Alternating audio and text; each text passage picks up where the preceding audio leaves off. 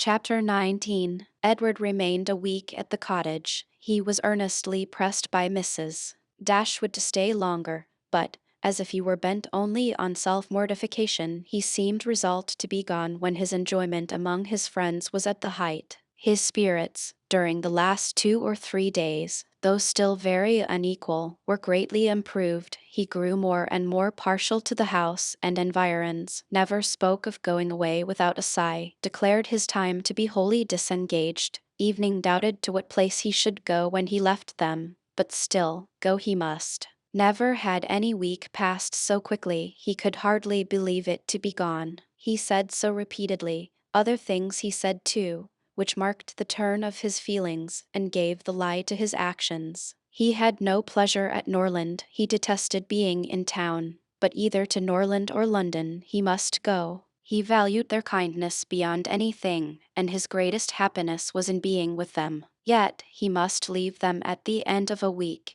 in spite of their wishes and his own, and without any restraint on his time. Elinor placed all that was astonishing in this way of acting to his mother's account, and it was happy for her that he had a mother whose character was so imperfectly known to her as to be the general excuse for everything strange on the part of her son. Disappointed, however, and vexed as she was, and sometimes displeased with his uncertain behavior to herself, she was very well disposed on the whole to regard his actions with all the candid allowances and generous qualifications which had been rather more painfully extorted from her, for Willoughby's service, by her mother. His want of spirits, of openness, and of consistency were most usually attributed to his want of independence, and his better knowledge of Mrs. Ferrars's disposition and designs. The shortness of his visit, the steadiness of his purpose in leaving them, originated in the same fettered inclination, the same inevitable necessity of temporizing with his mother. The old well-established grievance of duty against will, parent against child, was the cause of all. She would have been glad to know when these difficulties were to cease. This opposition was to yield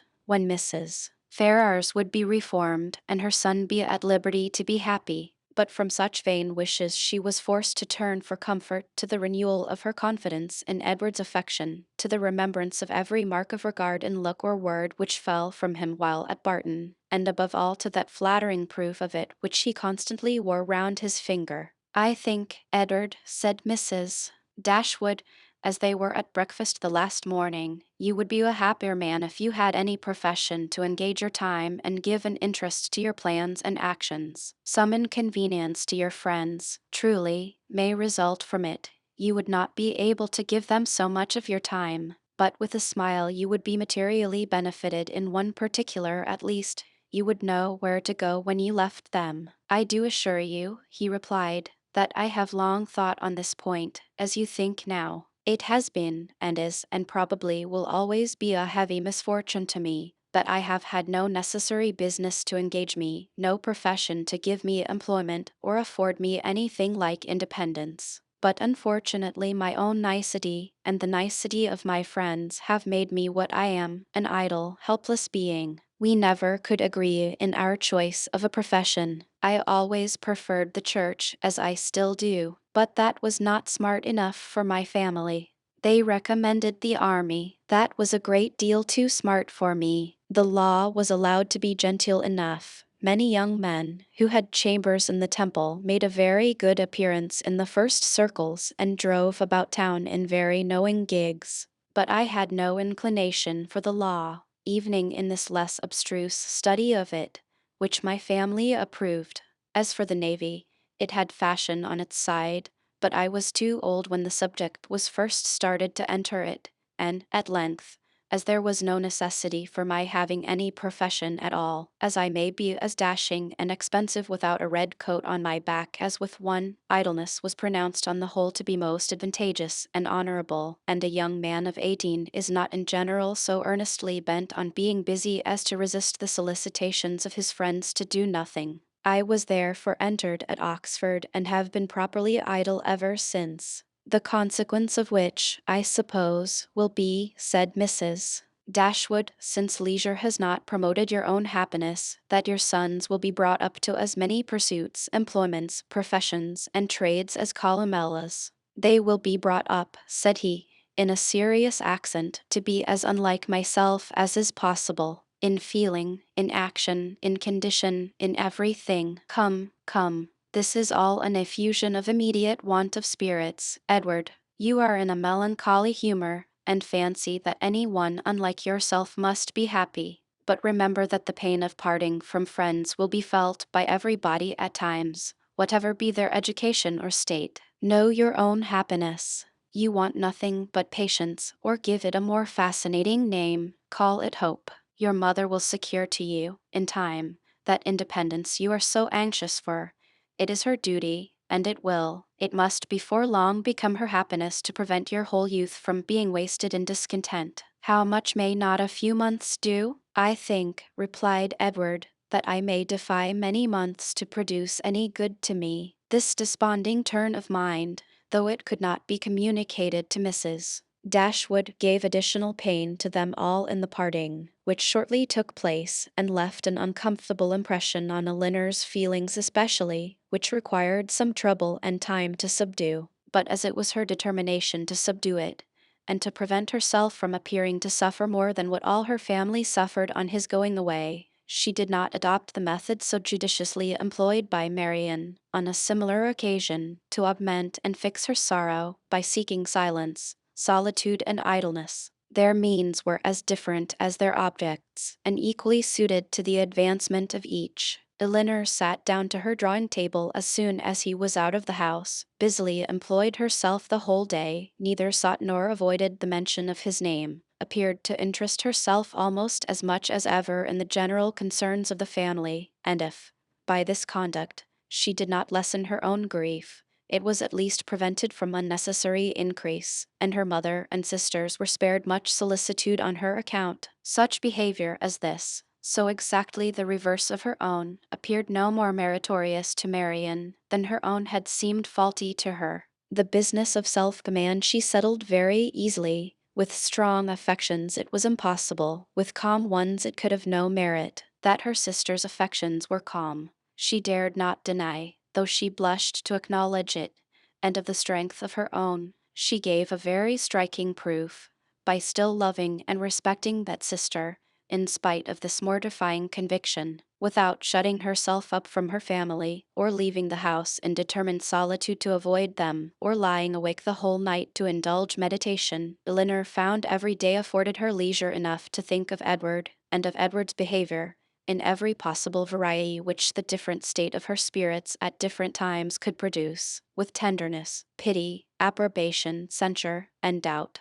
There were moments in abundance when, if not by the absence of her mother and sisters, at least by the nature of their employments, conversation was forbidden among them, and every effect of solitude was produced. Her mind was inevitably at liberty, her thoughts could not be chained elsewhere, and the past and the future, on a subject so interesting, must be before her, must force her attention, and engross her memory, her reflection, and her fancy. From a reverie of this kind, as she sat at her drawing table, she was roused one morning, soon after Edward's leaving them, by the arrival of company. She happened to be quite alone. The closing of the little gate, at the entrance of the green court in front of the house, drew her eyes to the window, and she saw a large party walking up to the door. Amongst them were Sir John and Lady Middleton and Mrs. Jennings, but there were two others, a gentleman and lady, who were quite unknown to her. She was sitting near the window, and as soon as Sir John perceived her, he left the rest of the party to the ceremony of knocking at the door, and stepping across the turf, obliged her to open the casement to speak to him, though the space was so short between the door and the window, as to make it hardly possible to speak at one without being heard at the other. "Well," said he, "we have brought you some strangers. How do you like them?" "Hush, they will hear you." "Never mind if they do. It is only the Palmers. Charlotte is very pretty, I can tell you. You may see her if you look this way." As Elinor was certain of seeing her in a couple of minutes, without taking that liberty, she begged to be excused. "Where is Marian? Has she run away because we are come? I see her instrument is open. She is walking, I believe." They were now joined by Mrs. Jennings, who had not patience enough to wait till the door was opened before she told her story, she came hallooing to the window. "How do you do, my dear? How does Mrs. Dashwood do? And where are your sisters?" "What, all alone? You will be glad of a little company to sit with you. I have brought my other son and daughter to see you. Only think of their coming so suddenly. I thought I heard a carriage last night, while we were drinking our tea, but it never entered my head that it could be them. I thought of nothing but whether it may not be Colonel Brandon come back again. So I said to Sir John, 'I do think I hear a carriage. Perhaps it is Colonel Brandon come back again.'" Elinor was obliged to turn from her, in the middle of her story, to receive the rest of the party. Lady Middleton introduced the two strangers. Mrs. Dashwood and Margaret came downstairs at the same time, and they all sat down to look at one another, while Mrs. Jennings continued her story as she walked through the passage into the parlor, attended by Sir John. Mrs. Palmer was several years younger than Lady Middleton, and totally unlike her in every respect. She was short and plump, had a very pretty face, and the finest expression of good humor in it that could possibly be. Her manners were by no means so elegant as her sister's, but they were much more prepossessing. She came in with a smile, smiled all the time of her visit, except when she laughed, and smiled when she went away. Her husband was a grave-looking young man of 26 and 20, with an air of more fashion and sense than his wife, but of less willingness to please or be pleased. He entered the room with a look of self-consequence, slightly bowed to the ladies, without speaking a word, and, after briefly surveying them and their apartments, took up a newspaper from the table, and continued to read it as long as he stayed. Mrs. Palmer, on the contrary, who was strongly endowed by nature with a turn for being uniformly civil and happy, was hardly seated before her admiration of the parlor and everything in it burst forth. "Well, what a delightful room this is! I never saw anything so charming. Only think, mamma, how it is improved since I was here last. I always thought it such a sweet place, ma'am," turning to Mrs. Dashwood, "but you have made it so charming. Only look, sister, how delightful everything is. How I should like such a house for myself. Should not you, Mr. Palmer?" Mr. Palmer made her no answer, and did not even raise his eyes from the newspaper. "Mr. Palmer does not hear me," said she, laughing. "He never does sometimes. It is so ridiculous." This was quite a new idea to Mrs. Dashwood. She had never been used to find wit in the inattention of any one, and could not help looking with surprise at them both. Mrs. Jennings, in the meantime, talked on as loud as she could, and continued her account of their surprise the evening before, on seeing their friends, without ceasing till everything was told. Mrs. Palmer laughed heartily at the recollection of their astonishment, and everybody agreed, 2 or 3 times over, that it had been quite an agreeable surprise. "You may believe how glad we all were to see them," added Mrs. Jennings, leaning forward towards Elinor, and speaking in a low voice as if she meant to be heard by no one else, though they were seated on different sides of the room. "But, however, I can't help wishing they had not travelled quite so fast, nor made such a long journey of it, for they came all round by London upon account of some business, for you know," nodding significantly and pointing to her daughter, "it was wrong in her situation. I wanted her to stay at home and rest this morning, but she would come with us. She longed so much to see you all." Mrs. Palmer laughed, and said it would not do her any harm. "She expects to be confined in February," continued Mrs. Jennings. Lady Middleton could no longer endure such a conversation, and therefore exerted herself to ask Mr. Palmer if there was any news in the paper. "No, none at all," he replied, "and read on." "Here comes Marian," cried Sir John. "Now, Palmer, you shall see a monstrous pretty girl." He immediately went into the passage, opened the front door, and ushered her in himself. Mrs. Jennings asked her, as soon as she appeared, if she had not been to Allenham, and Mrs. Palmer laughed so heartily at the question as to show she understood it. Mr. Palmer looked up on her entering the room, stared at her some minutes, and then returned to his newspaper. Mrs. Palmer's eye was now caught by the drawings, which hung round the room. She got up to examine them. "Oh, dear, how beautiful these are! Well, how delightful! Do but look, mamma, how sweet! I declare they are quite charming. I could look at them forever." And then sitting down again, she very soon forgot that there were any such things in the room. When Lady Middleton rose to go away, Mr. Palmer rose also, laid down the newspaper, stretched himself, and looked at them all around. "My love, have you been asleep?" said his wife, laughing. He made her no answer, and only observed, after again examining the room, that it was very low-pitched and that the ceiling was crooked. He then made his bow and departed with the rest. Sir John had been very urgent with them all to spend the next day at the park. Mrs. Dashwood, who did not choose to dine with them oftener than they dined at the cottage, absolutely refused on her own account. Her daughters may do as they pleased, but they had no curiosity to see how Mr. and Mrs. Palmer ate their dinner, and no expectation of pleasure from them in any other way. They attempted, therefore, likewise to excuse themselves. The weather was uncertain and not likely to be good, but Sir John would not be satisfied. The carriage should be sent for them, and they must come. Lady Middleton, too, though she did not press their mother, pressed them. Mrs. Jennings and Mrs. Palmer joined their entreaties. All seemed equally anxious to avoid a family party, and the young ladies were obliged to yield.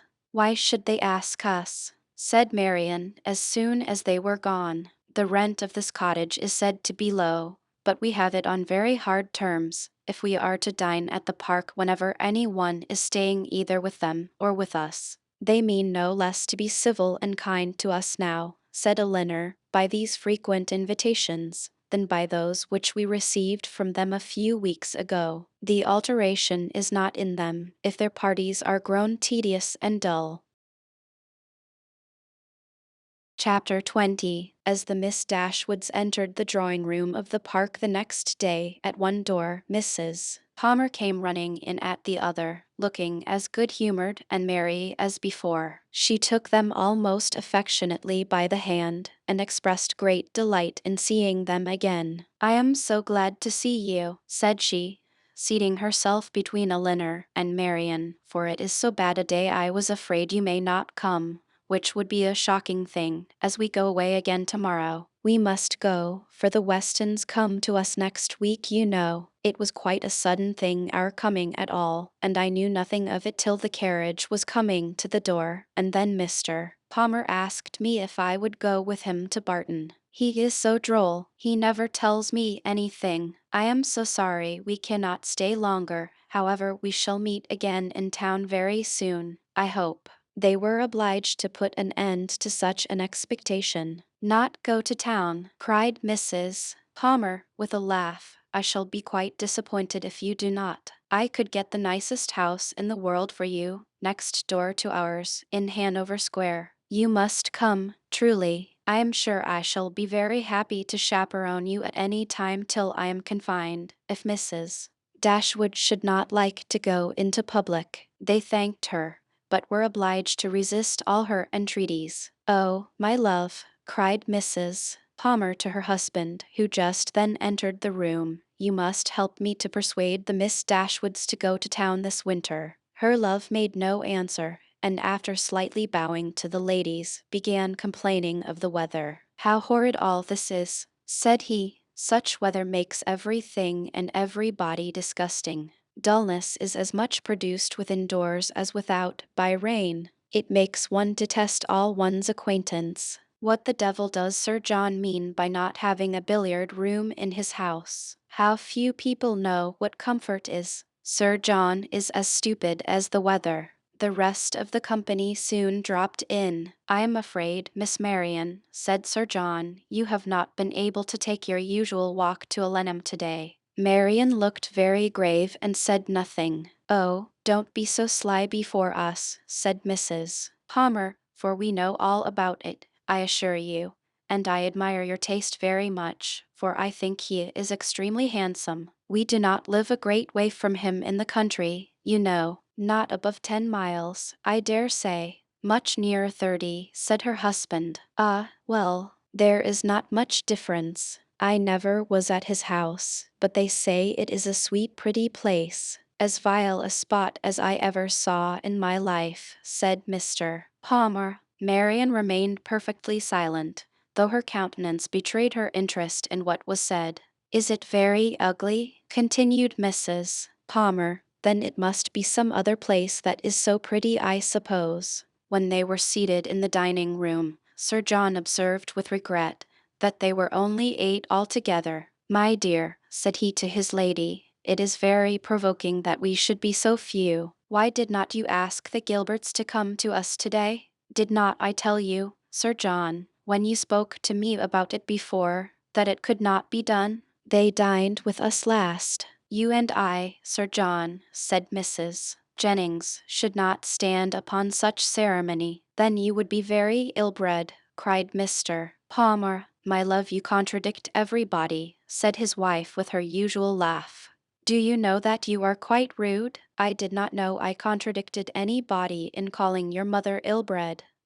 You may abuse me as you please, said the good-natured old lady. You have taken Charlotte off my hands and cannot give her back again. So there I have the whip hand of you. Charlotte laughed heartily to think that her husband could not get rid of her, and exultingly said she did not care how cross he was to her, as they must live together. It was impossible for any one to be more thoroughly good-natured or more determined to be happy than Mrs. Palmer. The studied indifference, insolence, and discontent of her husband gave her no pain, and when he scolded or abused her, she was highly diverted. Mr. Palmer is so droll, said she, in a whisper, to Elinor. He is always out of humor. Elinor was not inclined, after a little observation, to give him credit for being so genuinely and unaffectedly ill-natured or ill-bred as he wished to appear. His temper may perhaps be a little soured by finding, like many others of his sex, that through some unaccountable bias in favor of beauty, he was the husband of a very silly woman, but she knew that this kind of blunder was too common for any sensible man to be lastingly hurt by it. It was rather a wish of distinction, she believed,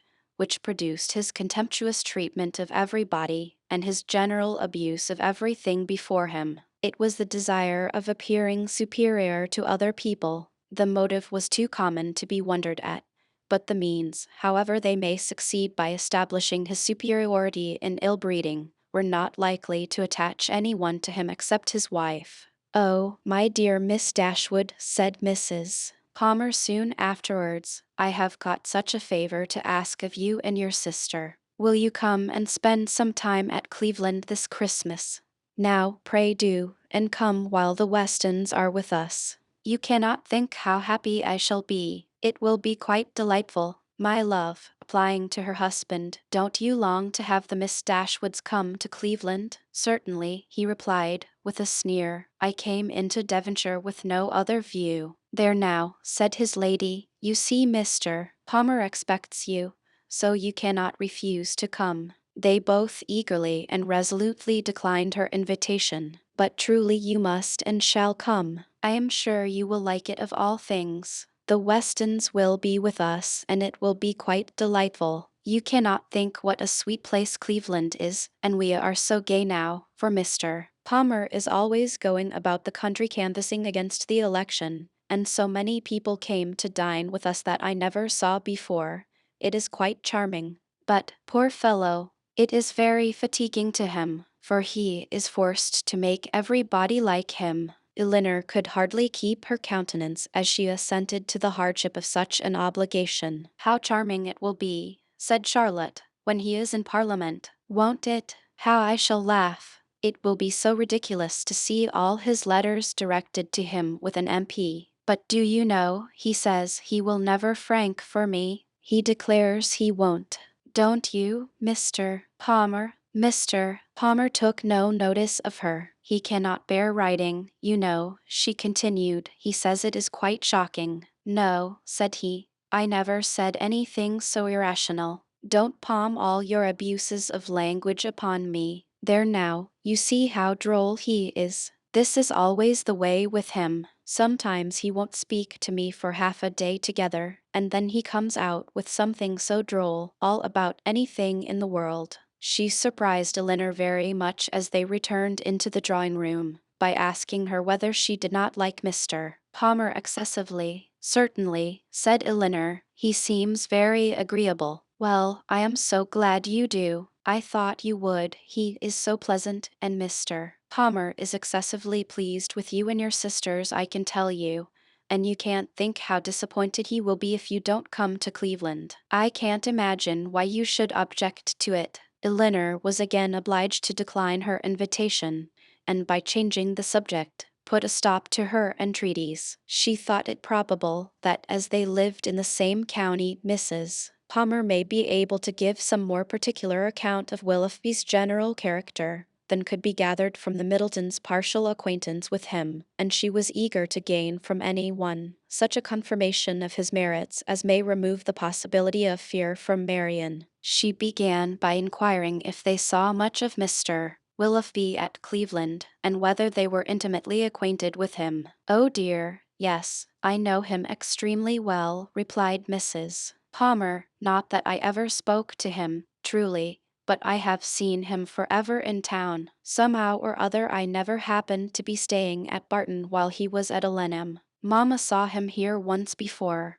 but I was with my uncle at Weymouth. However, I dare say we should have seen a great deal of him in Somersetshire, if it had not happened very unluckily that we should never have been in the country together. He is very little at Kemet, I believe, but if he were ever so much there, I do not think Mr. Palmer would visit him, for he is in the opposition, you know, and besides it is such a way off. I know why you inquire about him. Very well, your sister is to marry him. I am monstrous glad of it, for then I shall have her for a neighbor, you know. Upon my word, replied Elinor, you know much more of the matter than I do, if you have any reason to expect such a match. Don't pretend to deny it, because you know it is what everybody talks of. I assure you I heard of it in my way through town. My dear Mrs. Palmer, upon my honor I did. I met Colonel Brandon Monday morning in Bond Street, just before we left town, and he told me of it directly.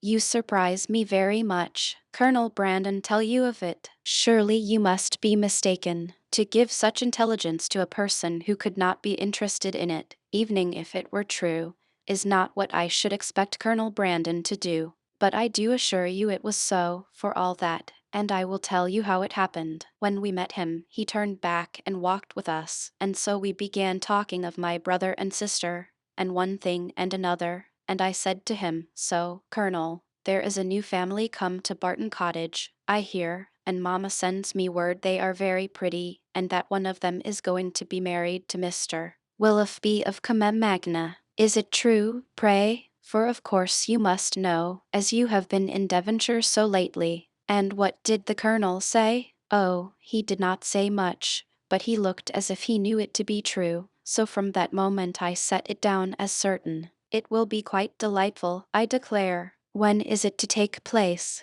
Mr. Brandon was very well, I hope. Oh, yes, quite well, and so full of your praises, he did nothing but say fine things of you. I am flattered by his commendation. He seems an excellent man, and I think him uncommonly pleasing. So do I. He is such a charming man, that it is quite a pity he should be so grave and so dull. Mamma says he was in love with your sister too. I assure you it was a great compliment if he was, for he hardly ever falls in love with anybody. Is Mr. Willoughby much known in your part of Somersetshire? Said Elinor. Oh, yes, extremely well. That is, I do not believe many people are acquainted with him, because Comem Magna is so far off, but they all think him extremely agreeable, I assure you. Nobody is more liked than Mr. Willoughby wherever he goes, and so you may tell your sister. She is a monstrous lucky girl to get him, upon my honor, not but that he is much more lucky in getting her,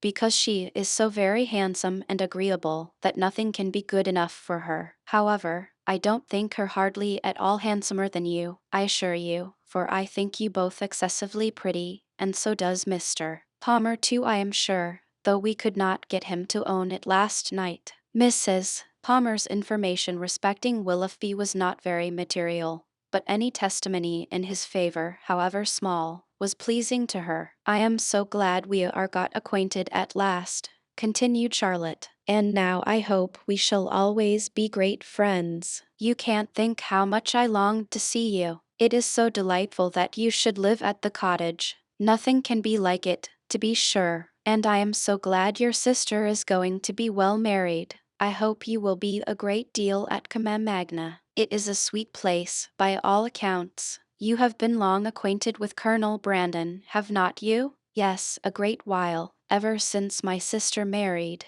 He was a particular friend of Sir John's. I believe," she added in a low voice, "he would have been very glad to have had me, if he could. Sir John and Lady Middleton wished it very much, but mamma did not think the match good enough for me. Otherwise Sir John would have mentioned it to the colonel, and we should have been married immediately." "Did not Colonel Brandon know of Sir John's proposal to your mother before it was made? Had he never owned his affection to yourself?" "Oh, no, but if mamma had not objected to it, I dare say he would have liked it of all things. He had not seen me then above twice, for it was before I left school. However, I am much happier as I am. Mr.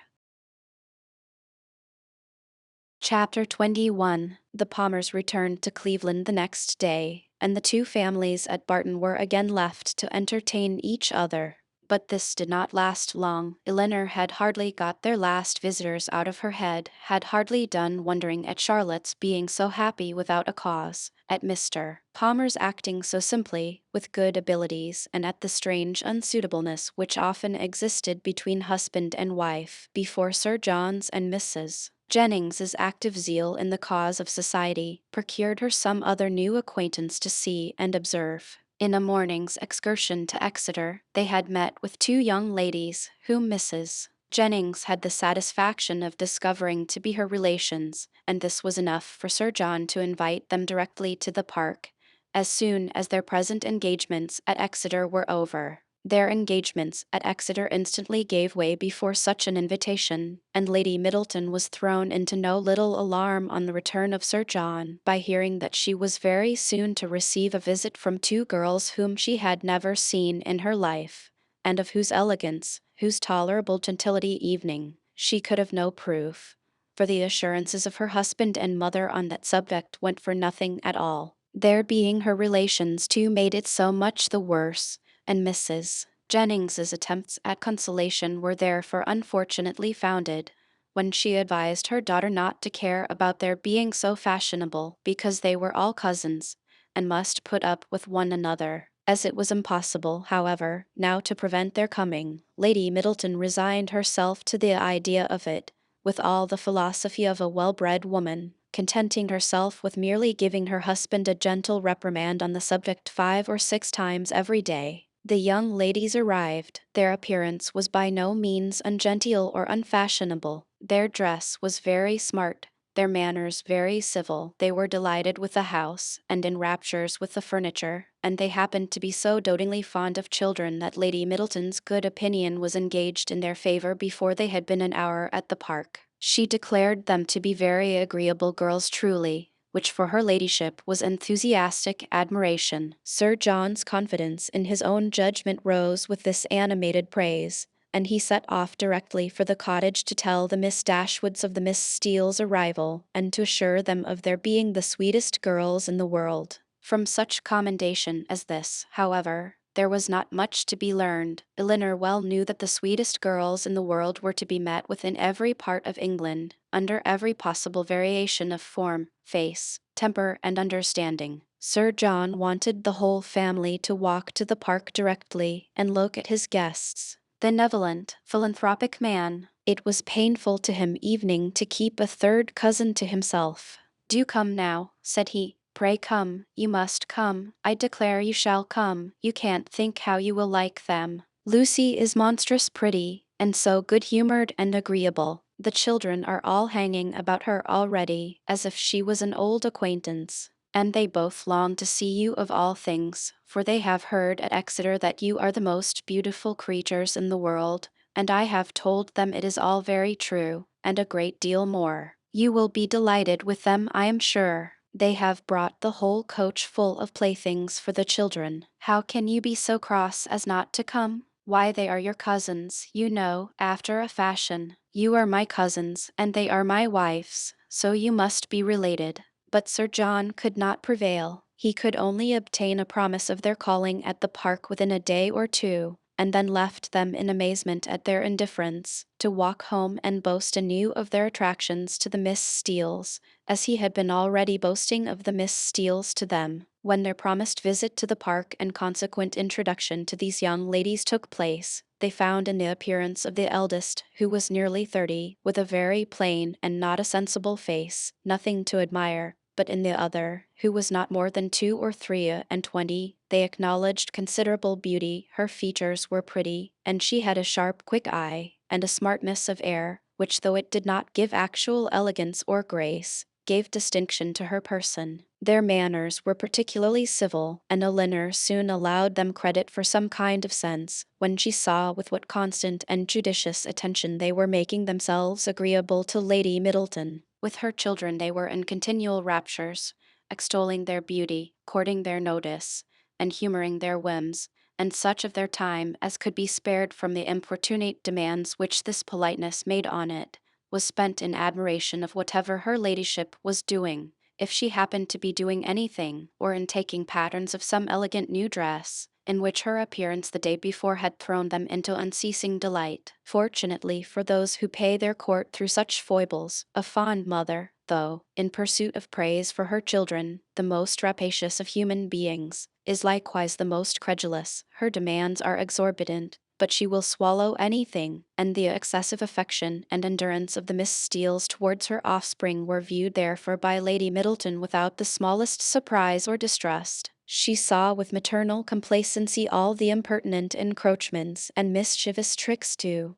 which her cousins submitted. She saw their sashes untied, their hair pulled about their ears, their work-bags searched, and their knives and scissors stolen away, and felt no doubt of its being a reciprocal enjoyment. It suggested no other surprise than that Elinor and Marian should sit so composedly by, without claiming a share in what was passing. "John is in such spirits today," said she, on his taking Miss Steeles's pocket handkerchief and throwing it out of window. "He is full of monkey tricks." And soon afterwards, on the second boy's violently pinching one of the same lady's fingers, she fondly observed, "How playful William is. And here is my sweet little Anna Maria," she added, tenderly caressing a little girl of 3 years old, who had not made a noise for the last 2 minutes, "and she is always so gentle and quiet. Never was there such a quiet little thing." But unfortunately, in bestowing these embraces, a pin in her ladyship's head-dress slightly scratching the child's neck,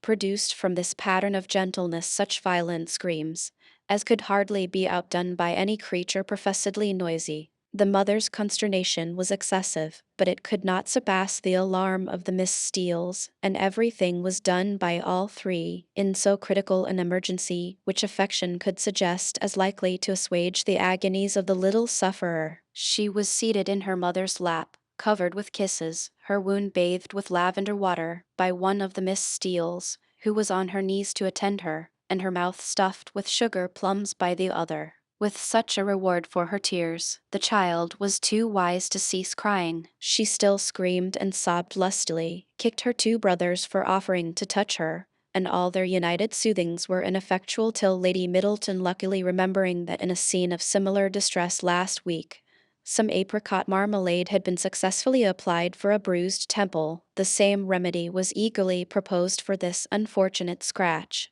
and a slight intermission of screams in the young lady on hearing it gave them reason to hope that it would not be rejected. She was carried out of the room therefore in her mother's arms, in quest of this medicine, and as the 2 boys chose to follow, though earnestly entreated by their mother to stay behind, the 4 young ladies were left in a quietness which the room had not known for many hours. "Poor little creatures," said Miss Steele as soon as they were gone. "It may have been a very sad accident, yet I hardly know how," cried Marian, "unless it had been under totally different circumstances.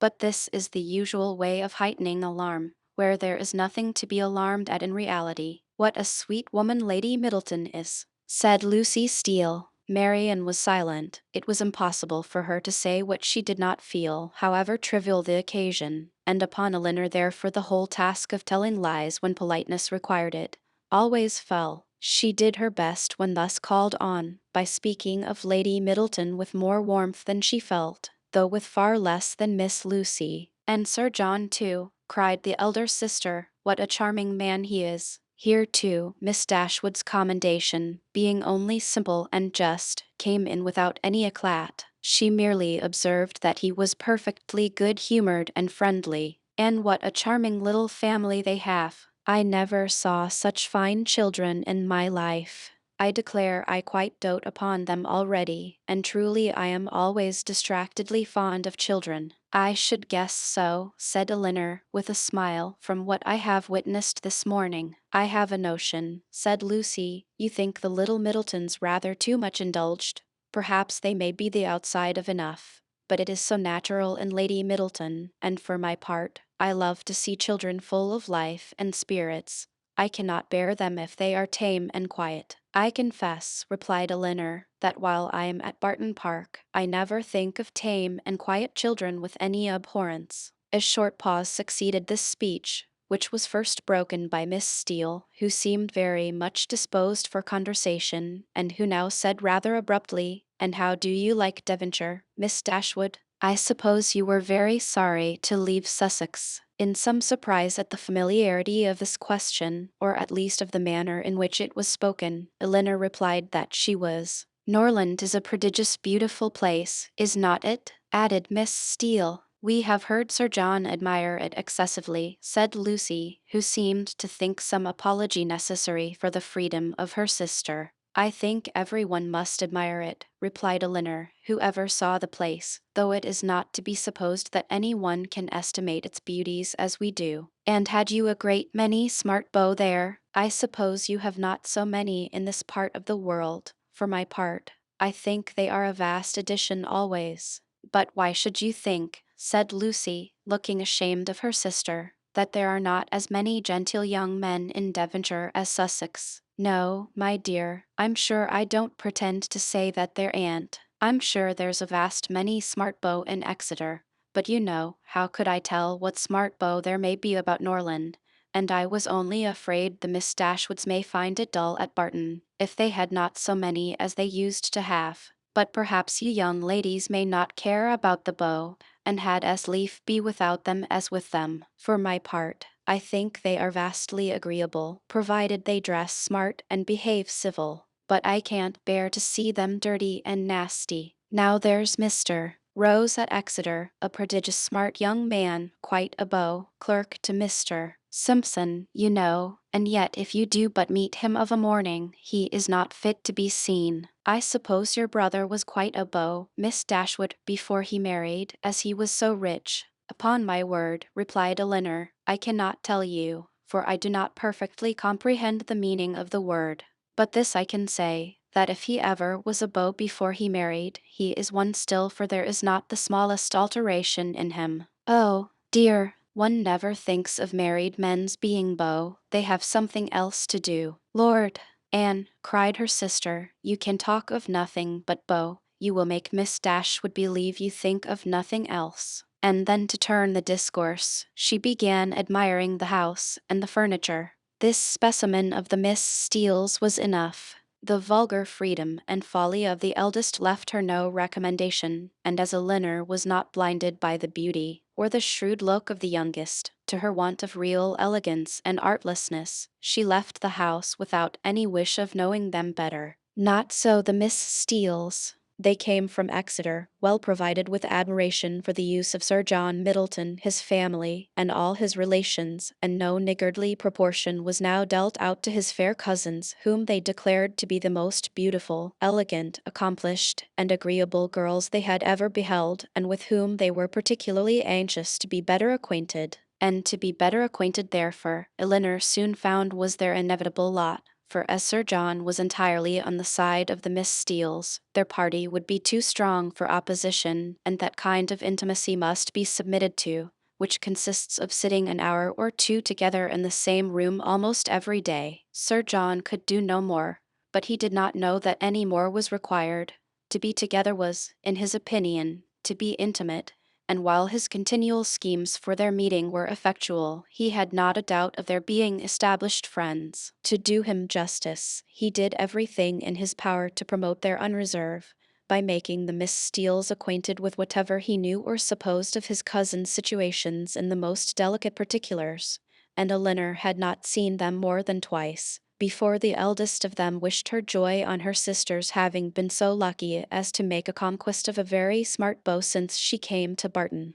"'Twill be a fine thing to have her married so young, to be sure," said she, "and I hear he is quite a beau, and prodigious handsome, and I hope you may have as good luck yourself soon, but perhaps you may have a friend in the corner already." Elinor could not suppose that Sir John would be more nice in proclaiming his suspicions of her regard for Edward than he had been with respect to Marian. Truly it was rather his favourite joke of the two, as being somewhat newer and more conjectural, and since Edward's visit, they had never dined together without his drinking to her best affections with so much significancy and so many nods and winks, as to excite general attention. The letter F had been likewise invariably brought forward, and found productive of such countless jokes, that its character as the wittiest letter in the alphabet had been long established with Elinor. The Miss Steeles, as she expected, had now all the benefit of these jokes, and in the eldest of them they raised a curiosity to know the name of the gentleman alluded to, which, though often impertinently expressed, was perfectly of a piece with her general inquisitiveness into the concerns of their family.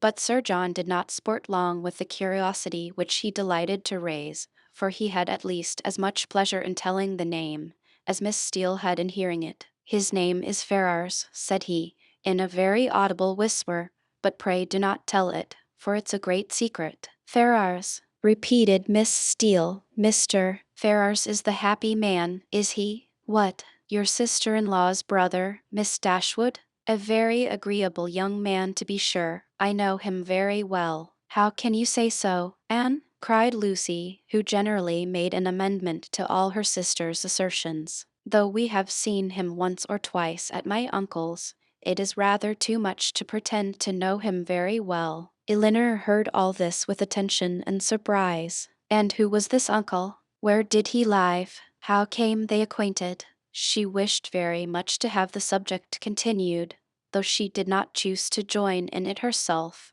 but nothing more of it was said, and for the first time in her life, she thought Mrs. Jennings deficient either in curiosity after petty information or in a disposition to communicate it. The manner in which Miss Steele had spoken of Edward increased her curiosity, for it struck her as being rather ill-natured, and suggested the suspicion of that lady's knowing, or fancying herself to know something to his disadvantage. But her curiosity was unavailing, for no farther notice was taken of Mr. Chapter 22. Marian, who had never much toleration for anything like impertinence, vulgarity, inferiority of parts, or evening difference of taste from herself, was at this time particularly ill-disposed, from the state of her spirits, to be pleased with the Miss Steeles, or to encourage their advances, and to the invariable coldness of her behaviour towards them, which checked every endeavour at intimacy on their side. Elinor principally attributed that preference of herself which soon became evident in the manners of both, but especially of Lucy, who missed no opportunity of engaging her in conversation, or of striving to improve their acquaintance by an easy and frank communication of her sentiments. Lucy was naturally clever, her remarks were often just and amusing, and as a companion for half an hour Elinor frequently found her agreeable, but her powers had received no aid from education. She was ignorant and illiterate, and her deficiency of all mental improvement, her want of information in the most common particulars, could not be concealed from Miss Dashwood, in spite of her constant endeavour to appear to advantage. Elinor saw, and pitied her for the neglect of abilities which education may have rendered so respectable, but she saw, with less tenderness of feeling, the thorough want of delicacy, of rectitude, and integrity of mind, which her attentions, her assiduities, her flatteries at the park betrayed, and she could have no lasting satisfaction in the company of a person who joined insincerity with ignorance, whose want of instruction prevented their meeting in conversation on terms of equality, and whose conduct toward others made every show of attention and deference towards herself perfectly valueless. "You will think my question an odd one, I dare say," said Lucy to her one day, as they were walking together from the park to the cottage. "But pray, are you personally acquainted with your sister-in-law's mother, Mrs. Ferrars?" Elinor did think the question a very odd one, and her countenance expressed it, as she answered that she had never seen Mrs. Ferrars. "Truly," replied Lucy, "I wonder at that, for I thought you must have seen her at Norland sometimes." "Then, perhaps, you cannot tell me what sort of a woman she is?" "No," returned Elinor, cautious of giving her real opinion of Edward's mother, and not very desirous of satisfying what seemed impertinent curiosity. "I know nothing of her. I am sure you think me very strange for inquiring about her in such a way," said Lucy, eyeing Elinor attentively as she spoke, "but perhaps there may be reasons. I wish I may venture. But however, I hope you will do me the justice of believing that I do not mean to be impertinent." Elinor made her a civil reply, and they walked on for a few minutes in silence. It was broken by Lucy, who renewed the subject again by saying, with some hesitation, "I cannot bear to have you think me impertinently curious. I am sure I would rather do anything in the world than be thought so by a person whose good opinion is so well worth having as yours, and I am sure I should not have the smallest fear of trusting you. Truly, I should be very glad of your advice how to manage in such an uncomfortable situation as I am. But, however, there is no occasion to trouble you. I am sorry you do not happen to know Mrs. Ferrars." "I am sorry I do not," said Elinor, in great astonishment, "if it could be of any use to you to know my opinion of her. But really I never understood that you were at all connected with that family, and therefore I am a little surprised, I confess, at so serious an inquiry into her character." "I dare say you are, and I am sure I do not at all wonder at it. But if I dared tell you all, you would not be so much surprised. Mrs. Ferrars is certainly nothing to me at present, but the time may come. How soon it will come must depend upon herself, when we may be very intimately connected." She looked down as she said this, amiably bashful, with only one side glance at her companion to observe its effect on her. "Good heavens!" cried Elinor, "what do you mean? Are you acquainted with Mr. Robert Ferrars? Can you be?" And she did not feel much delighted with the idea of such a sister-in-law. "No," replied Lucy, "not to Mr. Robert Ferrars. I never saw him in my life, but," fixing her eyes upon Elinor, "to his eldest brother." What felt Elinor at that moment? Astonishment, that would have been as painful as it was strong had not an immediate disbelief of the assertion attended it. She turned towards Lucy in silent amazement, unable to divine the reason or object of such a declaration, and though her complexion varied,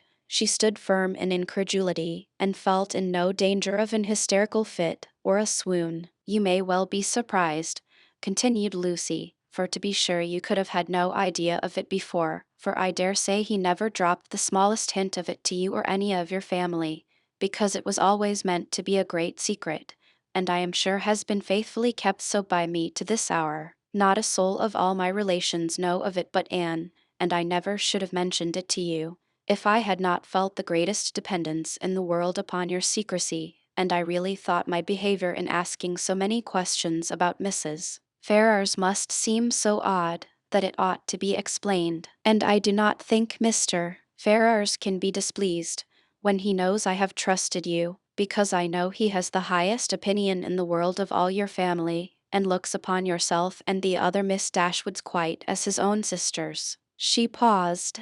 Elinor for a few moments remained silent. Her astonishment at what she heard was at first too great for words, but at length forcing herself to speak, and to speak cautiously, she said, with calmness of manner, which tolerably well concealed her surprise and solicitude, "May I ask if your engagement is of long standing?" "We have been engaged these 4 years." 4 years? Yes. Elinor, though greatly shocked, still felt unable to believe it. "I did not know," said she, "that you were evening acquainted till the other day." Our acquaintance, however, is of many years' date. He was under my uncle's care, you know, a considerable while. Your uncle? Yes, Mr. Pratt. Did you never hear him talk of Mr. Pratt? I think I have, replied Elinor, with an exertion of spirits, which increased with her increase of emotion. He was 4 years with my uncle, who lives at Longstaple, near Plymouth. It was there our acquaintance begun, for my sister and me was often staying with my uncle, and it was there our engagement was formed, though not till a year after he had quitted as a pupil, but he was almost always with us afterwards. I was very unwilling to enter into it, as you may imagine, without the knowledge and approbation of his mother, but I was too young, and loved him too well, to be so prudent as I ought to have been. Though you do not know him so well as me, Miss Dashwood, you must have seen enough of him to be sensible he is very capable of making a woman sincerely attached to him. Certainly, answered Elinor, without knowing what she said, but after a moment's reflection, she added, with revived security of Edward's honour and love, and her companion's falsehood, engaged to Mr. Edward Ferrars. I confess myself so totally surprised at what you tell me, that really, I beg your pardon, but surely there must be some mistake of person or name. We cannot mean the same Mr. Ferrars. We can mean no other, cried Lucy, smiling. Mr. Edward Ferrars, the eldest son of Mrs. Ferrars of Park Street, and brother of your sister-in-law, Mrs. John Dashwood, is the person I mean. You must allow that I am not likely to be deceived as to the name of the man on who all my happiness depends. It is strange, replied Elinor, in a most painful perplexity, that I should never have heard him evening mention your name. No, considering our situation, it was not strange. Our first care has been to keep the matter secret. You knew nothing of me, or my family, and, therefore, there could be no occasion for ever mentioning my name to you. And, as he was always particularly afraid of his sister's suspecting anything, that was reason enough for his not mentioning it. She was silent. Elinor's security sunk, but her self-command did not sink with it. 4 years you have been engaged, said she with a firm voice. Yes, and heaven knows how much longer we may have to wait. Poor Edward, it puts him quite out of heart. Then taking a small miniature from her pocket, she added, to prevent the possibility of mistake, be so good as to look at this face. It does not do him justice, to be sure, but yet I think you cannot be deceived as to the person it was drew for. I have had it above these 3 years. She put it into her hands as she spoke, and when Elinor saw the painting, whatever other doubts her fear of a too hasty decision, or her wish of detecting falsehood may suffer to linger in her mind, she could have none of its being Edward's face. She returned it almost instantly, acknowledging the likeness. I have never been able, continued Lucy, to give him my picture in return, which I am very much vexed at, for he has been always so anxious to get it, but I am determined to set for it the very first opportunity. You are quite in the right, replied Elinor calmly. They then proceeded a few paces in silence. Lucy spoke first. I am sure, said she, I have no doubt in the world of your faithfully keeping this secret, because you must know of what importance it is to us not to have it reach his mother, for she would never approve of it. I dare say I shall have no fortune, and I fancy she is an exceeding proud woman. I certainly did not seek your confidence, said Elinor, but you do me no more than justice in imagining that I may be depended on. Your secret is safe with me, but pardon me if I express some surprise at so unnecessary a communication. You must at least have felt that my being acquainted with it could not add to its safety. As she said this, she looked earnestly at Lucy, hoping to discover something in her countenance, perhaps the falsehood of the greatest part of what she had been saying. But Lucy's countenance suffered no change. I was afraid you would think I was taking a great liberty with you, said she, in telling you all this. I have not known you long, to be sure, personally at least, but I have known you and all your family by description a great while, and as soon as I saw you, I felt almost as if you was an old acquaintance. Besides, in the present case,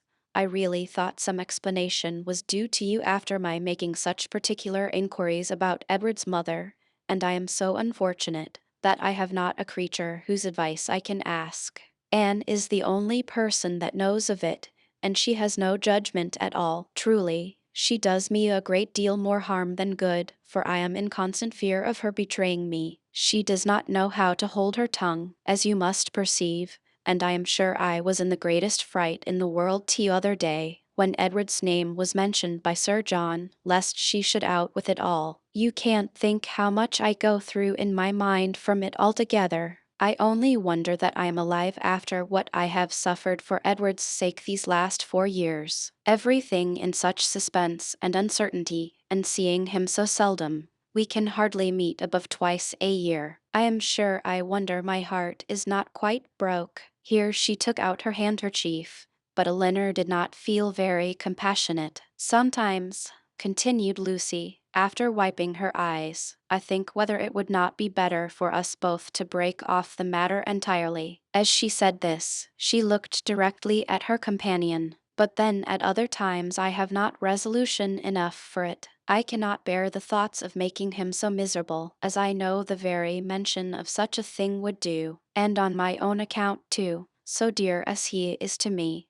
I don't think I could be equal to it. What would you advise me to do in such a case, Miss Dashwood? What would you do yourself? Pardon me, replied Elinor, startled by the question, but I can give you no advice under such circumstances. Your own judgment must direct you, to be sure, continued Lucy. After a few minutes' silence on both sides, his mother must provide for him some time or other. But poor Edward is so cast down by it. Did you not think him dreadful low-spirited when he was at Barton? He was so miserable when he left us at Longstaple to go to you, that I was afraid you would think him quite ill. Did he come from your uncle's, then, when he visited us? Oh, yes, he had been staying a fortnight with us. Did you think he came directly from town? No, replied Elinor, most feelingly sensible of every fresh circumstance in favor of Lucy's veracity. I remember he told us that he had been staying a fortnight with some friends near Plymouth.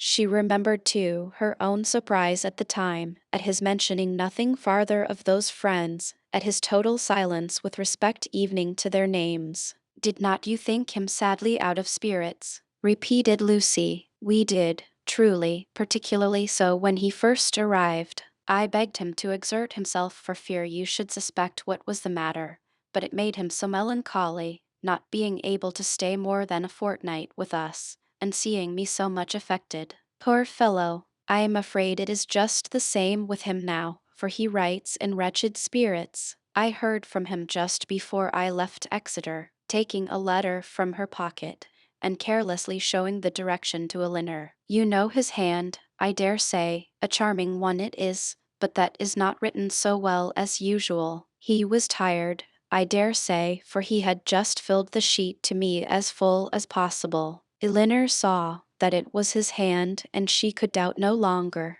This picture, she had allowed herself to believe, may have been accidentally obtained.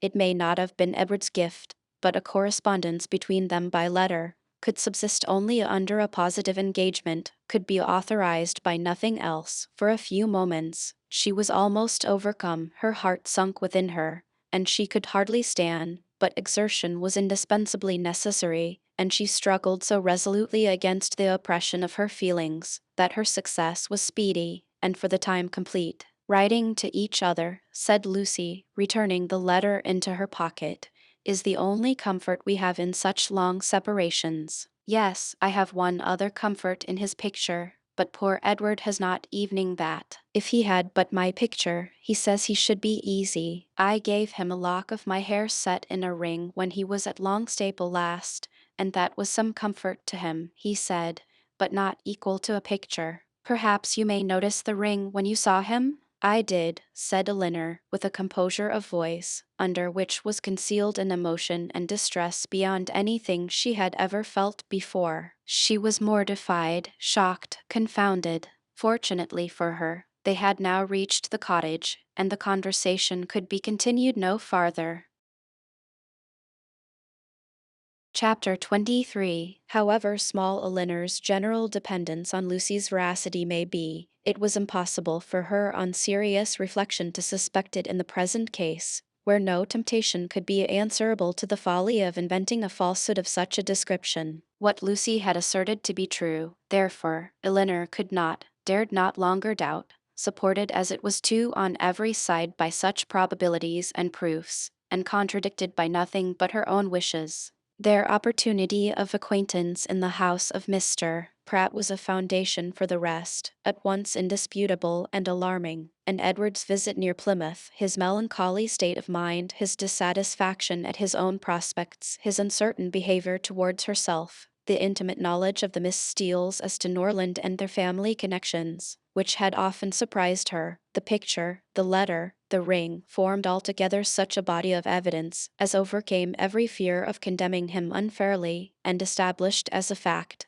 which no partiality could set aside, his ill treatment of herself. Her resentment of such behavior, her indignation at having been its dupe, for a short time made her feel only for herself. But other ideas, other considerations, soon arose. Had Edward been intentionally deceiving her? Had he feigned a regard for her which he did not feel? Was his engagement to Lucy an engagement of the heart? No, whatever it may once have been, she could not believe it such at present. His affection was all her own. She could not be deceived in that. Her mother, sisters, Fanny, all had been conscious of his regard for her at Norland. It was not an illusion of her own vanity. He certainly loved her. What a softener of the heart was this persuasion! How much could it not tempt her to forgive? He had been blamable, highly blamable, in remaining at Norland after he first felt her influence over him to be more than it ought to be. In that, he could not be defended.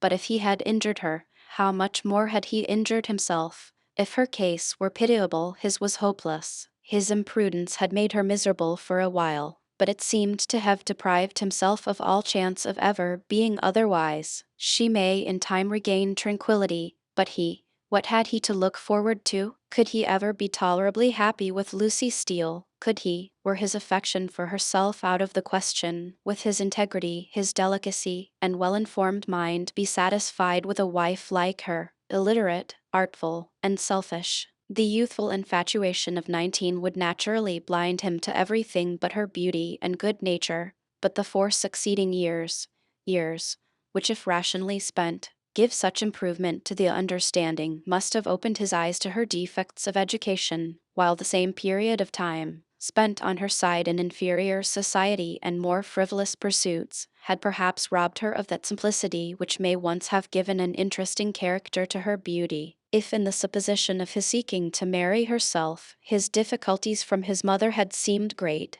how much greater were they now likely to be, when the object of his engagement was undoubtedly inferior in connections, and probably inferior in fortune to herself. These difficulties, truly, with a heart so alienated from Lucy, may not press very hard upon his patience, but melancholy was the state of the person by whom the expectation of family opposition and unkindness could be felt as a relief. As these considerations occurred to her in painful succession, she wept for him more than for herself, supported by the conviction of having done nothing to merit her present unhappiness, and consoled by the belief that Edward had done nothing to forfeit her esteem. She thought she could even now, under the first smart of the heavy blow, command herself enough to guard every suspicion of the truth from her mother and sisters. And so well was she able to answer her own expectations, that when she joined them at dinner only 2 hours after she had first suffered the extinction of all her dearest hopes, no one would have supposed from the appearance of the sisters that Elinor was mourning in secret over obstacles which must divide her forever from the object of her love, and that Marian was internally dwelling on the perfections of a man, of whose whole heart she felt thoroughly possessed, and whom she expected to see in every carriage which drove near their house. The necessity of concealing from her mother and Marian what had been entrusted in confidence to herself, though it obliged her to unceasing exertion, was no aggravation of Elinor's distress. On the contrary, it was a relief to her, to be spared the communication of what would give such affliction to them, and to be saved likewise from hearing that condemnation of Edward, which would probably flow from the excess of their partial affection for herself, and which was more than she felt equal to support. From their counsel or their conversation, she knew she could receive no assistance. Their tenderness and sorrow must add to her distress, while her self-command would neither receive encouragement from their example nor from their praise. She was stronger alone, and her own good sense so well supported her, that her firmness was as unshaken, her appearance of cheerfulness as invariable, as with regrets so poignant and so fresh, it was possible for them to be. Much as she had suffered from her first conversation with Lucy on the subject, she soon felt an earnest wish of renewing it, and this for more reasons than one. She wanted to hear many particulars of their engagement repeated again. She wanted more clearly to understand what Lucy really felt for Edward, whether there were any sincerity in her declaration of tender regard for him, and she particularly wanted to convince Lucy, by her readiness to enter on the matter again, and her calmness in conversing on it, that she was no otherwise interested in it than as a friend, which she very much feared her involuntary agitation in their morning discourse must have left at least doubtful. That Lucy was disposed to be jealous of her appeared very probable. It was plain that Edward had always spoken highly in her praise, not merely from Lucy's assertion, but from her venturing to trust her on so short a personal acquaintance, with a secret so confessedly and evidently important. And evening Sir John's joking intelligence must have had some weight, but truly, while Elinor remained so well assured within herself of being really beloved by Edward, it required no other consideration of probabilities to make it natural that Lucy should be jealous, and that she was so, her very confidence was a proof. What other reason for the disclosure of the affair could there be, but that Elinor may be informed by it of Lucy's superior claims on Edward, and be taught to avoid him in future? She had little difficulty in understanding thus much of her rival's intentions, and while she was firmly resolved to act by her as every principle of honor and honesty directed, to combat her own affection for Edward and to see him as little as possible, she could not deny herself the comfort of endeavoring to convince Lucy that her heart was unwounded. And as she could now have nothing more painful to hear on the subject than had already been told, she did not mistrust her own ability of going through a repetition of particulars with composure, but it was not immediately that an opportunity of doing so could be commanded, though Lucy was as well disposed as herself to take advantage of any that occurred, for the weather was not often fine enough to allow of their joining in a walk, where they may most easily separate themselves from the others, and though they met at least every other evening either at the park or cottage, and chiefly at the former, they could not be supposed to meet for the sake of conversation. Such a thought would never enter either Sir John or Lady Middleton's head, and therefore very little leisure was ever given for a general chat, and none at all for particular discourse. They met for the sake of eating, drinking, and laughing together, playing at cards, or consequences, or any other game that was sufficiently noisy. One or two meetings of this kind had taken place, without affording Elinor any chance of engaging Lucy in private, when Sir John called at the cottage one morning, to beg, in the name of charity, that they would all dine with Lady Middleton that day, as he was obliged to attend the club at Exeter, and she would otherwise be quite alone, except her mother and the two Miss Steeles. Elinor, who foresaw fairer opening for the point she had in view, in such a party as this was likely to be, more at liberty among themselves under the tranquil and well-bred direction of Lady Middleton than when her husband united them together in one noisy purpose, immediately accepted the invitation. Margaret, with her mother's permission, was equally compliant, and Marian, though always unwilling to join any of their parties, was persuaded by her mother, who could not bear to have her seclude herself from any chance of amusement, to go likewise. The young ladies went, and Lady Middleton was happily preserved from the frightful solitude which had threatened her. The insipidity of the meeting was exactly such as Elinor had expected. It produced not one novelty of thought or expression, and nothing could be less interesting than the whole of their discourse both in the dining parlour and drawing-room. To the latter, the children accompanied them, and while they remained there,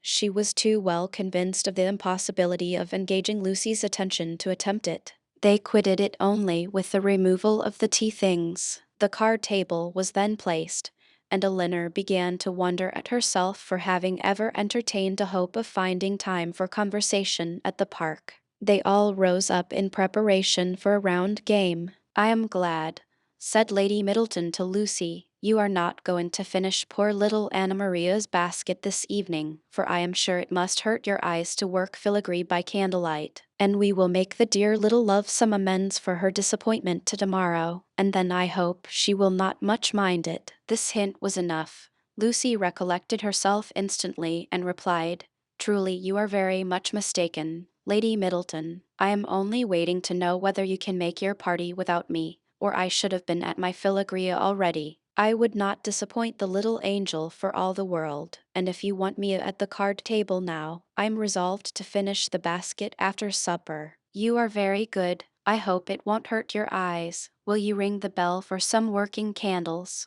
My poor little girl would be sadly disappointed, I know, if the basket was not finished tomorrow, for though I told her it certainly would not, I am sure she depends upon having it done." Lucy directly drew her work table near her, and reseated herself with an alacrity and cheerfulness which seemed to infer that she could taste no greater delight than in making a filigree basket for a spoilt child. Lady Middleton proposed a rubber of casino to the others. No one made any objection but Marian, who, with her usual inattention to the forms of general civility, exclaimed, "Your ladyship will have the goodness to excuse me. You know I detest cards. I shall go to the pianoforte. I have not touched it since it was tuned." And without farther ceremony, she turned away and walked to the instrument. Lady Middleton looked as if she thanked heaven that she had never made so rude a speech. "Marian can never keep long from that instrument, you know, ma'am,"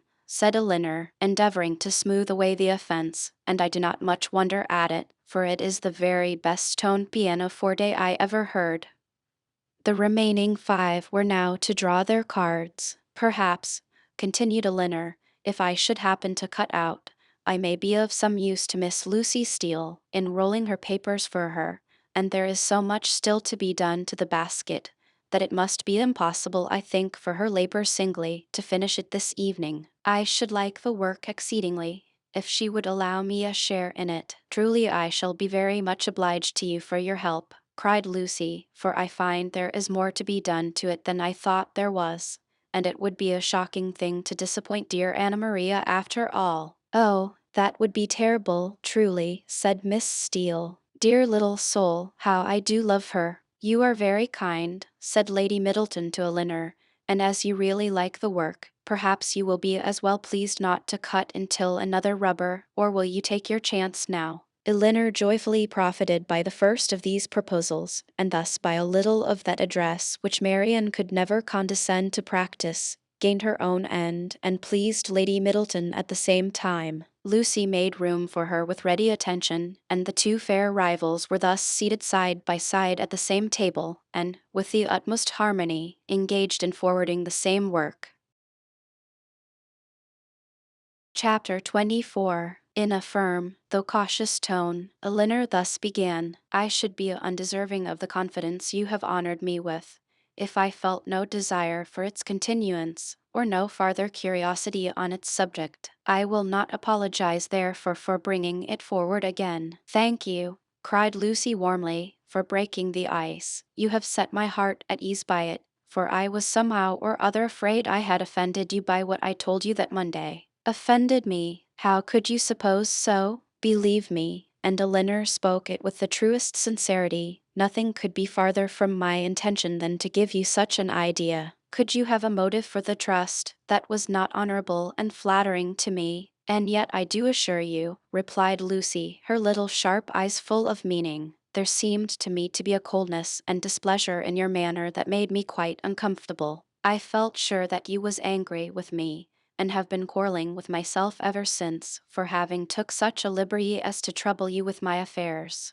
But I am very glad to find it was only my own fancy, and that you really do not blame me. If you knew what a consolation it was to me to relieve my heart speaking to you of what I am always thinking of every moment of my life, your compassion would make you overlook everything else, I am sure. Truly, I can easily believe that it was a very great relief to you to acknowledge your situation to me, and be assured that you shall never have reason to repent it. Your case is a very unfortunate one. You seem to me to be surrounded with difficulties, and you will have need of all your mutual affection to support you under them. Mr. Ferrars, I believe, is entirely dependent on his mother. He has only £2,000 of his own. It would be madness to marry upon that, though for my own part, I could give up every prospect of more without a sigh. I have been always used to a very small income, and could struggle with any poverty for him. But I love him too well to be the selfish means of robbing him, perhaps, of all that his mother may give him if he married to please her. We must wait, it may be for many years. With almost every other man in the world, it would be an alarming prospect, but Edward's affection and constancy nothing can deprive me of. I know that conviction must be everything to you, and he is undoubtedly supported by the same trust in yours. If the strength of your reciprocal attachment had failed, as between many people, and under many circumstances it naturally would during the 4 years' engagement, your situation would have been pitiable, truly. Lucy here looked up, but Eleanor was careful in guarding her countenance from every expression that could give her words a suspicious tendency. Edward's love for me, said Lucy, has been pretty well put to the test by our long, very long absence since we were first engaged, and it has stood the trial so well that I should be unpardonable to doubt it now. I can safely say that he has never gave me one moment's alarm on that account from the first. Elinor hardly knew whether to smile or sigh at this assertion. Lucy went on, I am rather of a jealous temper too by nature, and from our different situations in life, from his being so much more in the world than me, and our continual separation, I was enough inclined for suspicion to have found out the truth in an instant, if there had been the slightest alteration in his behavior to me when we met, or any lowness of spirits that I could not account for, or if he had talked more of one lady than another, or seemed in any respect less happy at Longstaple than he used to be. I do not mean to say that I am particularly observant or quick-sighted in general, but in such a case I am sure I could not be deceived. All this, thought Elinor, is very pretty, but it can impose upon neither of us. But what, said she after a short silence, are your views, or have you none but that of waiting for Mrs. Ferrars's death, which is a melancholy and shocking extremity? Is her son determined to submit to this, and to all the tediousness of the many years of suspense in which it may involve you, rather than run the risk of her displeasure for a while by owning the truth? If we could be certain that it would be only for a while. But Mrs. Ferrars is a very headstrong, proud woman, and in her first fit of anger upon hearing it, would very likely secure everything to Robert, and the idea of that, for Edward's sake, frightens away all my inclination for hasty measures. And for your own sake too, or you are carrying your disinterestedness beyond reason. Lucy looked at Elinor again, and was silent. Do you know Mr. Robert Ferrars? Asked Elinor. Not at all. I never saw him, but I fancy he is very unlike his brother, silly and a great coxcomb. A great coxcomb, repeated Miss Steele, whose ear had caught those words by a sudden pause in Marian's music. Oh, they are talking of their favorite beau, I dare say. No, sister, cried Lucy, you are mistaken there. Our favorite beaux are not great coxcombs. I can answer for it that Miss Dashwood's is not, said Mrs. Jennings, laughing heartily, for he is one of the modestest, prettiest behaved young men I ever saw. But as for Lucy, she is such a sly little creature, there is no finding out who she likes. Oh, cried Miss Steele, looking significantly round at them, I dare say Lucy's beau is quite as modest and pretty behaved as Miss Dashwood's. Elinor blushed in spite of herself. Lucy bit her lip, and looked angrily at her sister. A mutual silence took place for some time. Lucy first put an end to it by saying in a lower tone, though Marian was then giving them the powerful protection of a very magnificent concerto, I will honestly tell you of one scheme which has lately come into my head for bringing matters to bear. Truly I am bound to let you into the secret, for you are a party concerned. I dare say you have seen enough of Edward to know that he would prefer the church to every other profession. Now my plan is that he should take orders as soon as he can, and then through your interest, which I am sure you would be kind enough to use out of friendship for him, and I hope out of some regard to me, your brother may be persuaded to give him Norland living, which I understand is a very good one, and the present incumbent not likely to live a great while. That would be enough for us to marry upon, and we may trust to time and chance for the rest. I should always be happy, replied Elinor, to show any mark of my esteem and friendship for Mr. Ferrars. But do you not perceive that my interest on such an occasion would be perfectly unnecessary? He is brother to Mrs. John Dashwood. That must be recommendation enough to her husband. But Mrs. John Dashwood would not much approve of Edward's going into orders. Then I rather suspect that my interest would do very little. They were again silent for many minutes. At length Lucy exclaimed with a deep sigh, I believe it would be the wisest way to put an end to the business at once by dissolving the engagement. We seem so beset with difficulties on every side, that though it would make us miserable for a time, we should be happier perhaps in the end. But you will not give me your advice, Miss Dashwood? No, answered Elinor, with a smile, which concealed very agitated feelings. On such a subject I certainly will not. You know very well that my opinion would have no weight with you, unless it were on the side of your wishes. Truly you wrong me, replied Lucy, with great solemnity.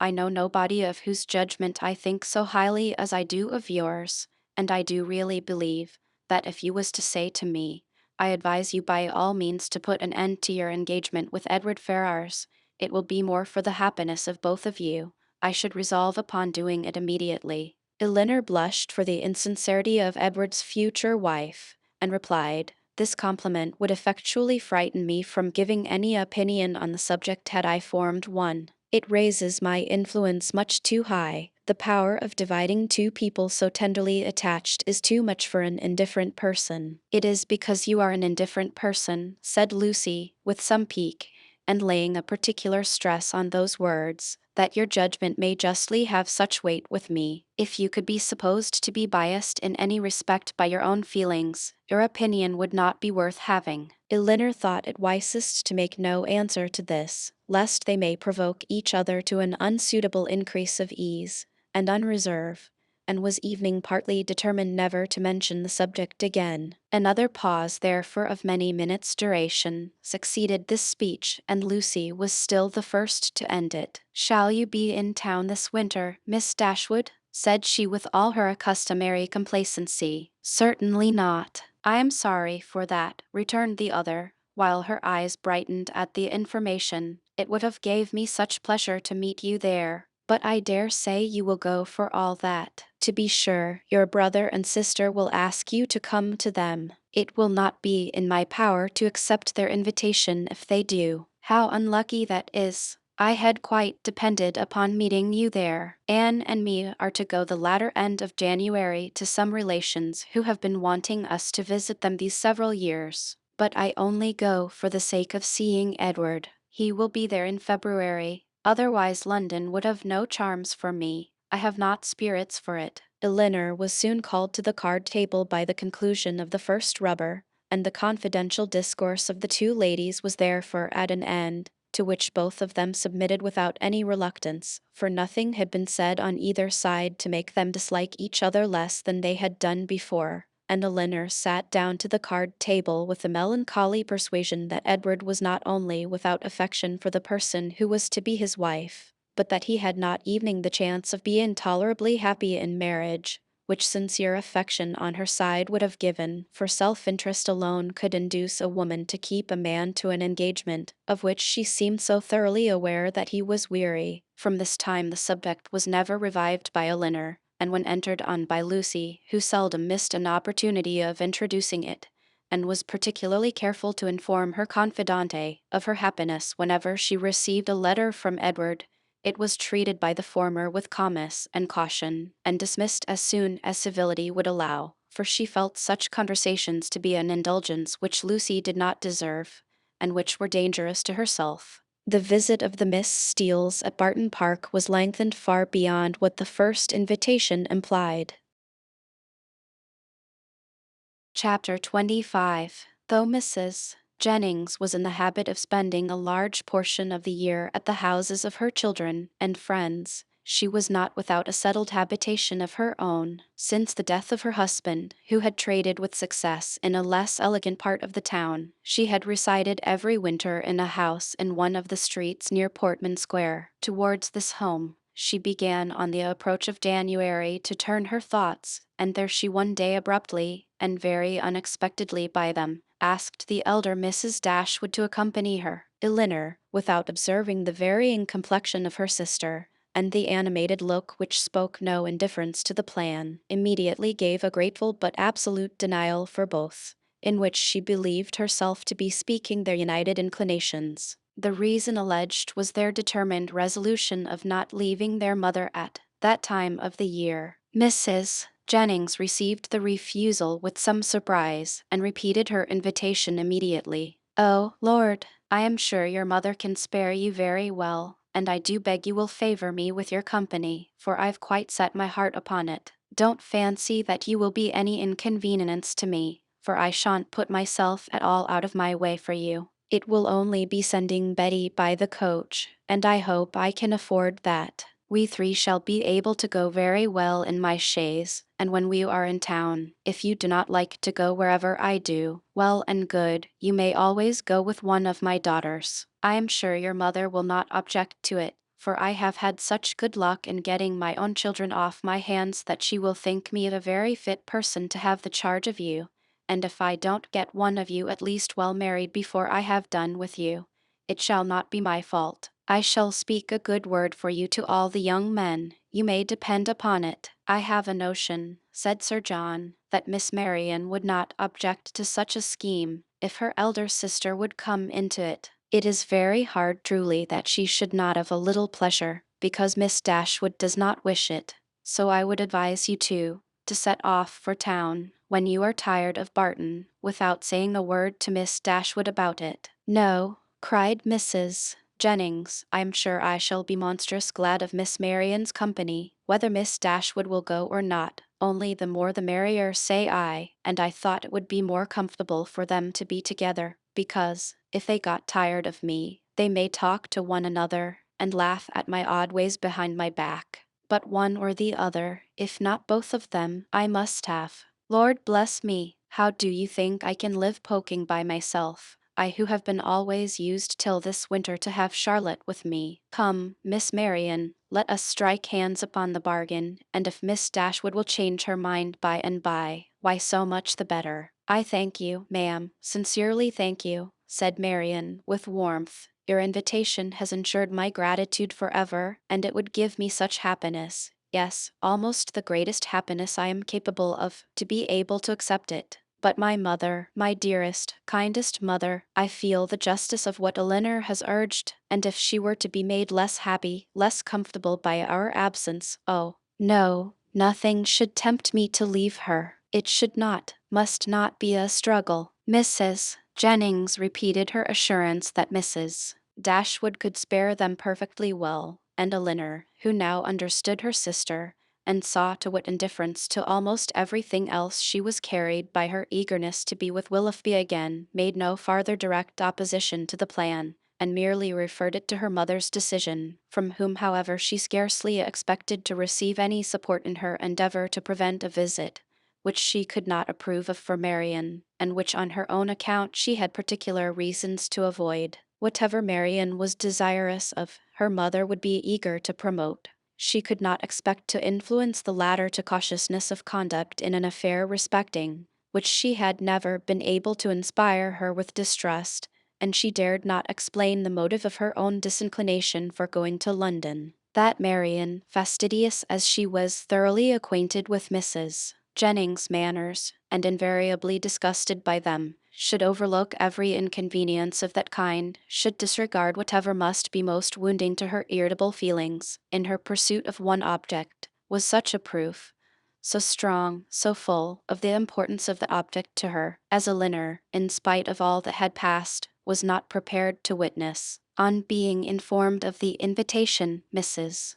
Dashwood, persuaded that such an excursion would be productive of much amusement to both her daughters, and perceiving through all her affectionate attention to herself how much the heart of Marian was in it, would not hear of their declining the offer upon her account, insisted on their both accepting it directly, and then began to foresee, with her usual cheerfulness, a variety of advantages that would accrue to them all from this separation. "I am delighted with the plan," she cried. "It is exactly what I could wish. Margaret and I shall be as much benefited by it as yourselves. When you and the Middletons are gone, we shall go on so quietly and happily together with our books and our music. You will find Margaret so improved when you come back again. I have a little plan of alteration for your bedrooms too, which may now be performed without any inconvenience to any one. It is very right that you should go to town.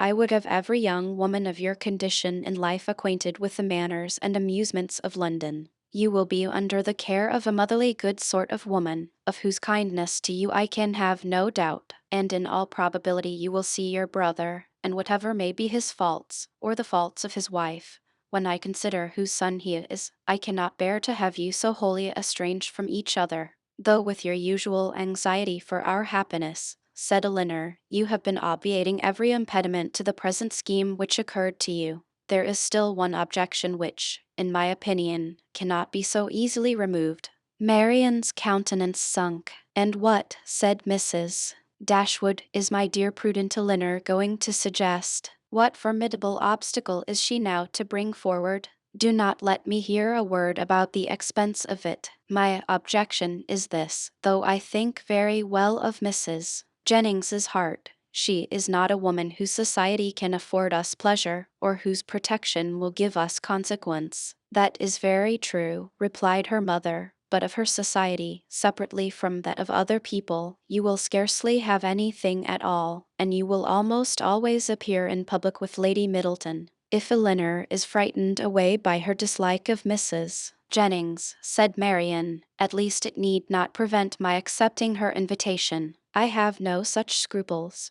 and I am sure I could put up with every unpleasantness of that kind with very little effort." Elinor could not help smiling at this display of indifference towards the manners of a person to whom she had often had difficulty in persuading Marian to behave with tolerable politeness, and resolved within herself that if her sister persisted in going, she would go likewise, as she did not think it proper that Marian should be left to the sole guidance of her own judgment, or that Mrs. Jennings should be abandoned to the mercy of Marian for all the comfort of her domestic hours. To this determination she was the more easily reconciled by recollecting that Edward Ferrars, by Lucy's account, was not to be in town before February, and that their visit, without any unreasonable abridgment, may be previously finished. "I will have you both go," said Mrs. Dashwood. "These objections are nonsensical. You will have much pleasure in being in London, and especially in being together,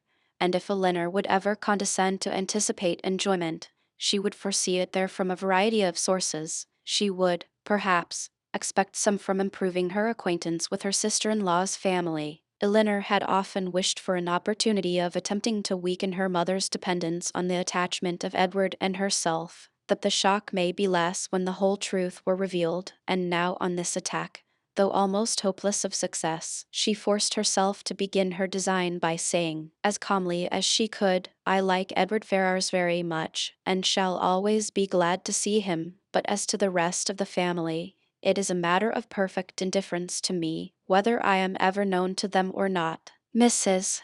Dashwood smiled and said nothing. Marian lifted up her eyes in astonishment, and Elinor conjectured that she may as well have held her tongue. After very little farther discourse, it was finally settled that the invitation should be fully accepted.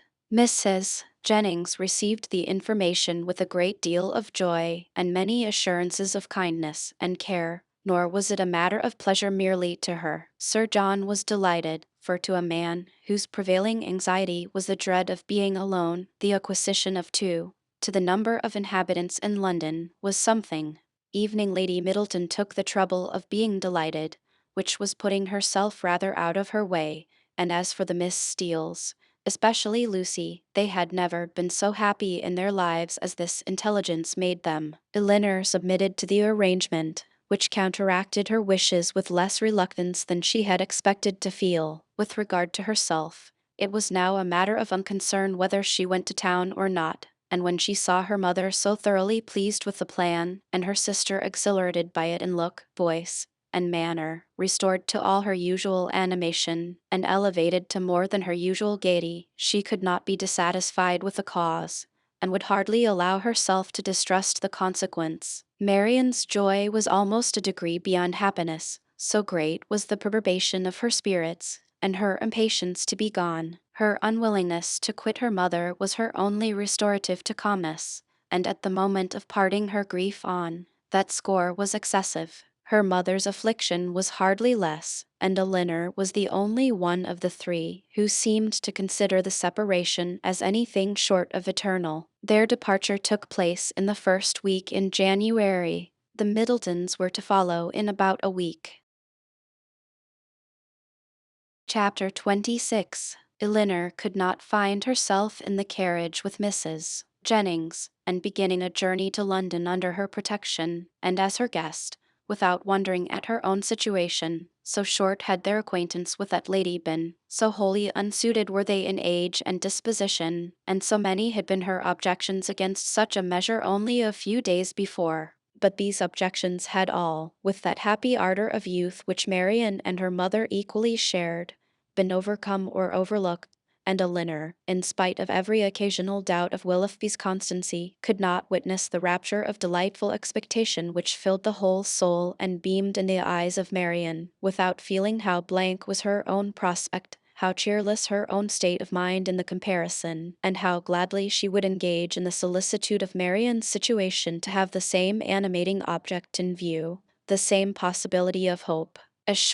A very short time, however, must now decide what Willoughby's intentions were. In all probability he was already in town. Marian's eagerness to begin declared her dependence on finding him there, and Elinor was resolved not only upon gaining every new light as to his character which her own observation or the intelligence of others could give her, but likewise upon watching his behavior to her sister with such zealous attention, as to ascertain what he was and what he meant, before many meetings had taken place. Should the result of her observations be unfavorable, she was determined at all events to open the eyes of her sister.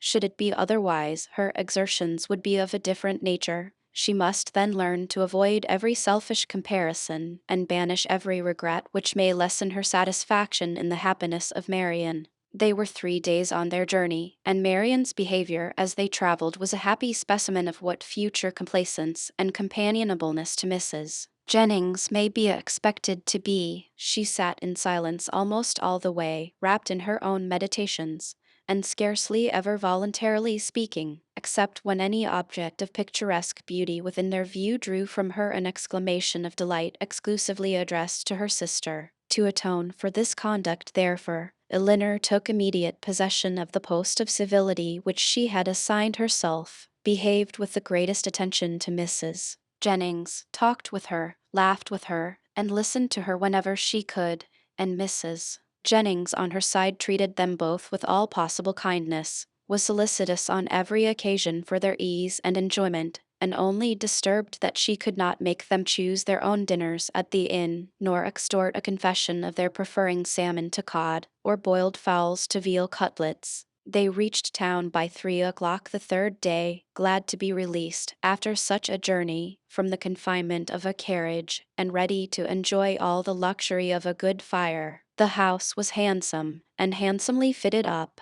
and the young ladies were immediately put in possession of a very comfortable apartment. It had formerly been Charlotte's, and over the mantelpiece still hung a landscape in colored silks of her performance, in proof of her having spent 7 years at a great school in town to some effect. As dinner was not to be ready in less than 2 hours from their arrival, Elinor determined to employ the interval in writing to her mother, and sat down for that purpose. In a few moments Marian did the same. "I am writing home, Marian," said Elinor. "Had not you better defer your letter for a day or two?" "I am not going to write to my mother," replied Marian hastily, and as if wishing to avoid any farther inquiry. Elinor said no more. It immediately struck her that she must then be writing to Willoughby, and the conclusion which as instantly followed was, that, however mysteriously they may wish to conduct the affair, they must be engaged. This conviction, though not entirely satisfactory, gave her pleasure, and she continued her letter with greater alacrity. Marian's was finished in a very few minutes. In length it could be no more than a note. It was then folded up, sealed, and directed with eager rapidity. Elinor thought she could distinguish a large W in the direction, and no sooner was it complete than Marian, ringing the bell, requested the footman who answered it to get that letter conveyed for her to the twopenny post.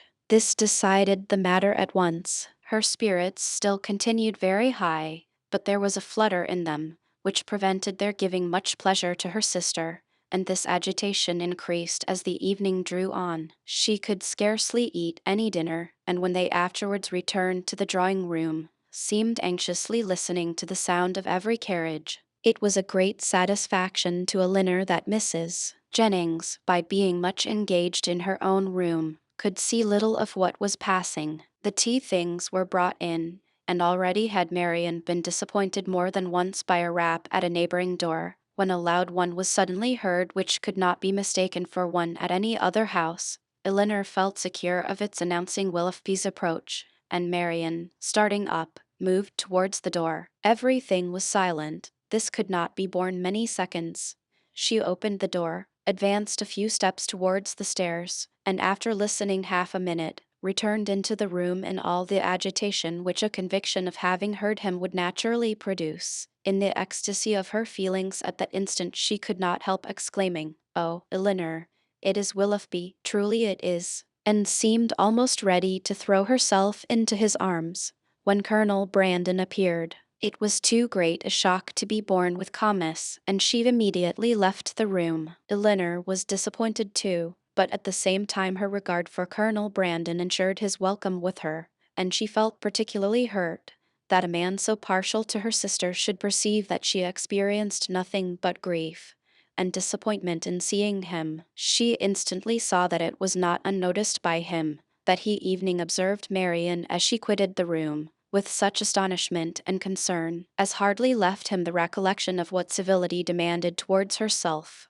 "Is your sister ill?" said he. Elinor answered in some distress that she was, and then talked of headaches, low spirits, and over-fatigues, and of everything to which she could decently attribute her sister's behavior. He heard her with the most earnest attention, but seeming to recollect himself, said no more on the subject, and began directly to speak of his pleasure at seeing them in London, making the usual inquiries about their journey and the friends they had left behind. In this calm kind of way, with very little interest on either side, they continued to talk, both of them out of spirits, and the thoughts of both engaged elsewhere. Elinor wished very much to ask whether Willoughby were then in town, but she was afraid of giving him pain by any inquiry after his rival, and at length, by way of saying something, she asked if he had been in London ever since she had seen him last. "Yes," he replied, with some embarrassment, "almost ever since. I have been once or twice at Delaford for a few days, but it has never been in my power to return to Barton." This, and the manner in which it was said, immediately brought back to her remembrance all the circumstances of his quitting that place, with the uneasiness and suspicions they had caused to Mrs. Jennings, and she was fearful that her question had implied much more curiosity on the subject than she had ever felt.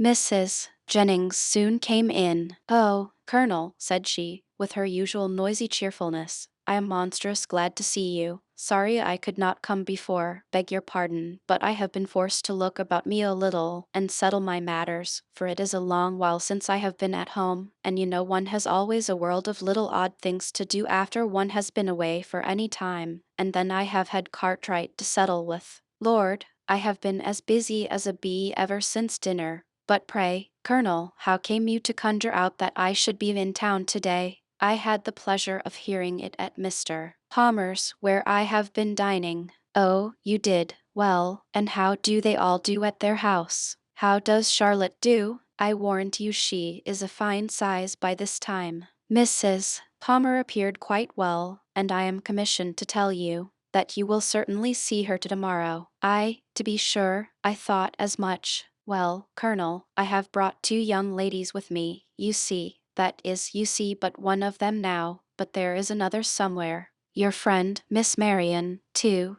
which you will not be sorry to hear." I do not know what you and Mr. Willoughby will do between you about her. It is a fine thing to be young and handsome. Well, I was young once, but I never was very handsome, worse luck for me. However, I got a very good husband, and I don't know what the greatest beauty can do more. Ah, poor man, he has been dead these 8 years and better. But Colonel, where have you been to since we parted? And how does your business go on? Come, come, let's have no secrets among friends, he replied with his customary mildness to all her inquiries, but without satisfying her in any. Elinor now began to make the tea, and Marian was obliged to appear again. After her entrance, Colonel Brandon became more thoughtful and silent than he had been before, and Mrs. Jennings could not prevail on him to stay long. No other visitor appeared that evening, and the ladies were unanimous in agreeing to go early to bed.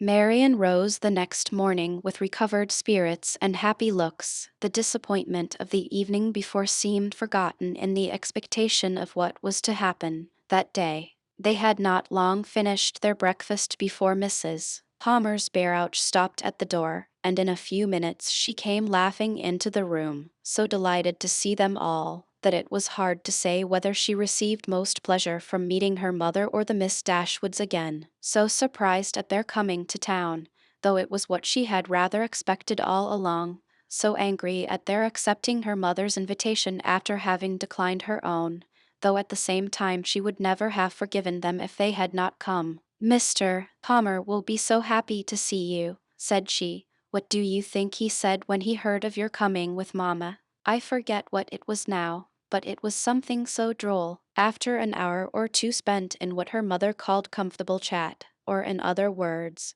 in every variety of inquiry concerning all their acquaintance on Mrs. Jennings's side, and in laughter without cause on Mrs. Palmer's, it was proposed by the latter that they should all accompany her to some shops where she had business that morning, to which Mrs. Jennings and Elinor readily consented, as having likewise some purchases to make themselves, and Marian, though declining it at first, was induced to go likewise. Wherever they went, she was evidently always on the watch. In Bond Street especially, where much of their business lay, her eyes were in constant inquiry, and in whatever shop the party were engaged, her mind was equally abstracted from everything actually before them, from all that interested and occupied the others. Restless and dissatisfied everywhere, her sister could never obtain her opinion of any article of purchase, however it may equally concern them both. She received no pleasure from anything, was only impatient to be at home again, and could with difficulty govern her vexation at the tediousness of Mrs. Palmer,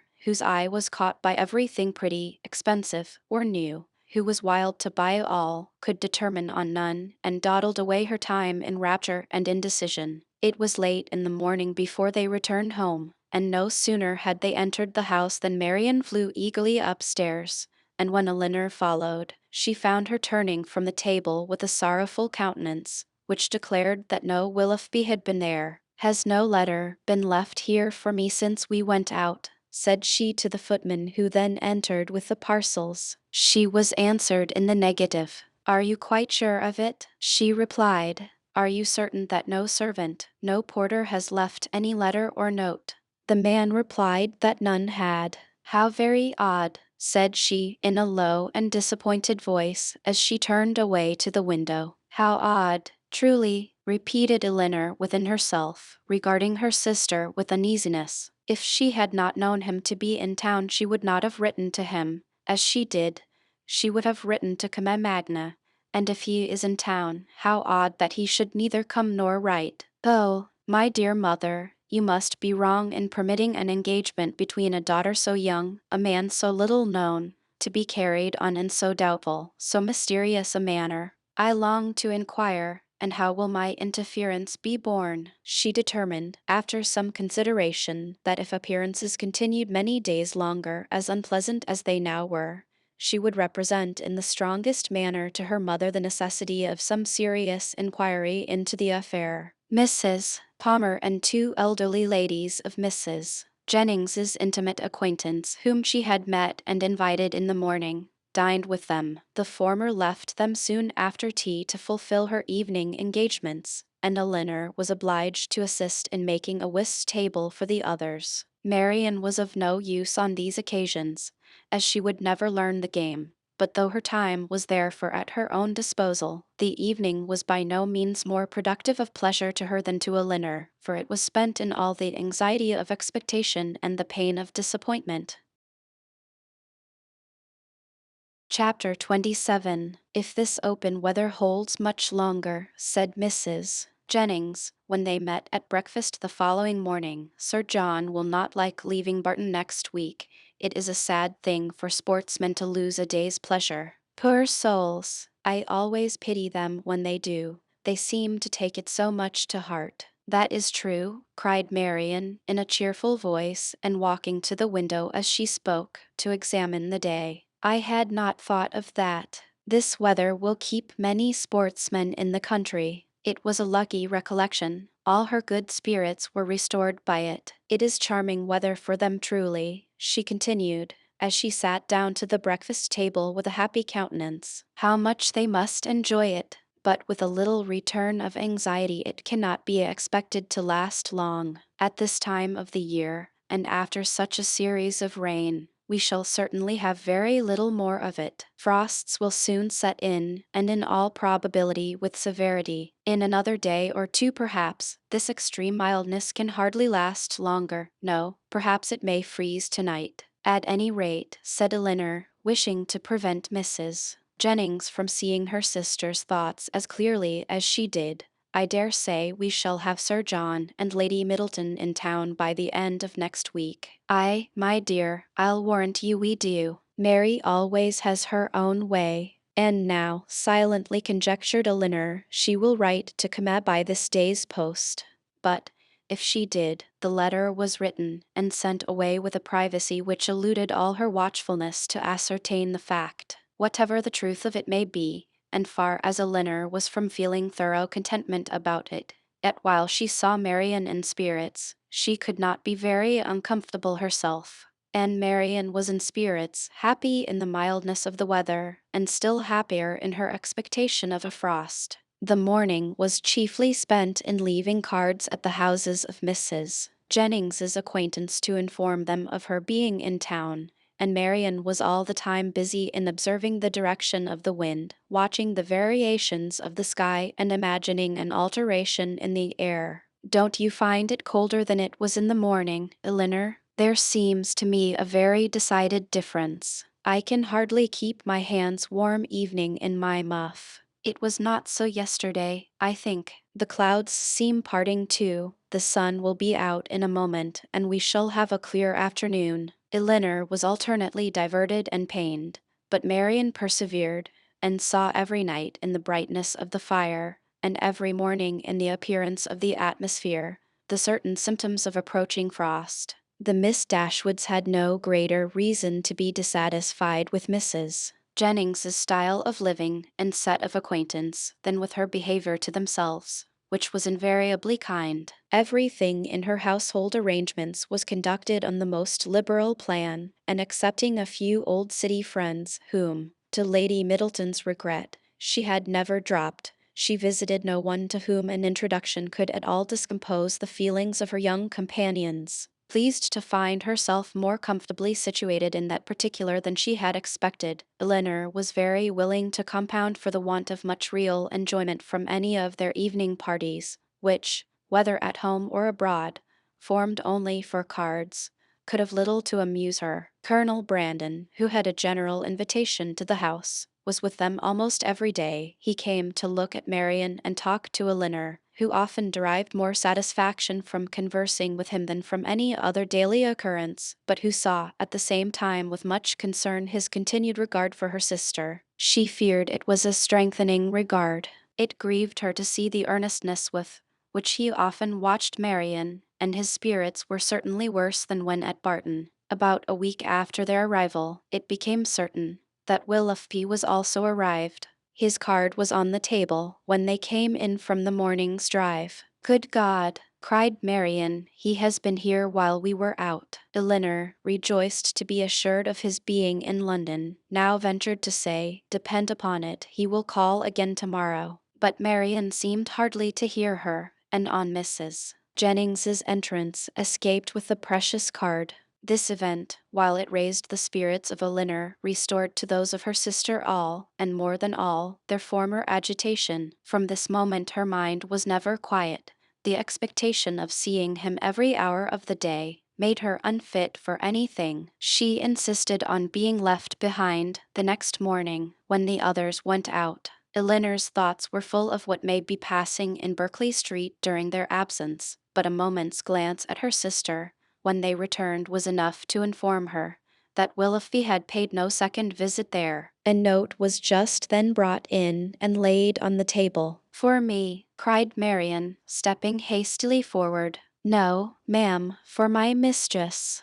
But Marian, not convinced, took it instantly up. "It is truly for Mrs. Jennings. How provoking! You are expecting a letter, then?" said Elinor, unable to be longer silent. "Yes, a little, not much." After a short pause, "You have no confidence in me, Marian." "No, Elinor, this reproach from you, you who have confidence in no one." "Me," returned Elinor in some confusion. "Truly, Marian, I have nothing to tell." "Nor I," answered Marian with energy. "Our situations, then, are alike. We have neither of us anything to tell you, because you do not communicate, and I, because I conceal nothing." Elinor, distressed by this charge of reserve in herself, which she was not at liberty to do away, knew not how, under such circumstances, to press for greater openness in Marian. Mrs. Jennings soon appeared, and the note being given her, she read it aloud. It was from Lady Middleton, announcing their arrival in Conduit Street the night before, and requesting the company of her mother and cousins the following evening. Business on Sir John's part, and a violent cold on her own, prevented their calling in Berkeley Street. The invitation was accepted, but, when the hour of appointment drew near, necessary as it was in common civility to Mrs. Jennings, that they should both attend her on such a visit, Elinor had some difficulty in persuading her sister to go, for still she had seen nothing of Willoughby, and therefore was not more indisposed for amusement abroad than unwilling to run the risk of his calling again in her absence. Elinor found, when the evening was over, that disposition is not materially altered by a change of abode, for although scarcely settled in town, Sir John had contrived to collect around him nearly 20 young people, and to amuse them with a ball. This was an affair, however, of which Lady Middleton did not approve. In the country, an unpremeditated dance was very allowable, but in London, where the reputation of elegance was more important and less easily attained, it was risking too much for the gratification of a few girls to have it known that Lady Middleton had given a small dance of 8 or 9 couple, with 2 violins, and a mere sideboard collation. Mr. and Mrs. Palmer were of the party, from the former, whom they had not seen before since their arrival in town, as he was careful to avoid the appearance of any attention to his mother-in-law, and therefore never came near her. They received no mark of recognition on their entrance. He looked at them slightly, without seeming to know who they were, and merely nodded to Mrs. Jennings from the other side of the room. Marian gave one glance round the apartment as she entered. It was enough, he was not there, and she sat down, equally ill-disposed to receive or communicate pleasure. After they had been assembled about an hour, Mr. Palmer sauntered towards the Miss Dashwoods to express his surprise on seeing them in town, though Colonel Brandon had been first informed of their arrival at his house, and he had himself said something very droll on hearing that they were to come. "I thought you were both in Devonshire," said he. "Did you?" replied Elinor. "When do you go back again?" "I do not know." And thus ended their discourse. Never had Marian been so unwilling to dance in her life as she was that evening, and never so much fatigued by the exercise. She complained of it as they returned to Berkeley Street. I, said Mrs. Jennings, "we know the reason of all that very well. If a certain person who shall be nameless had been there, you would not have been a bit tired.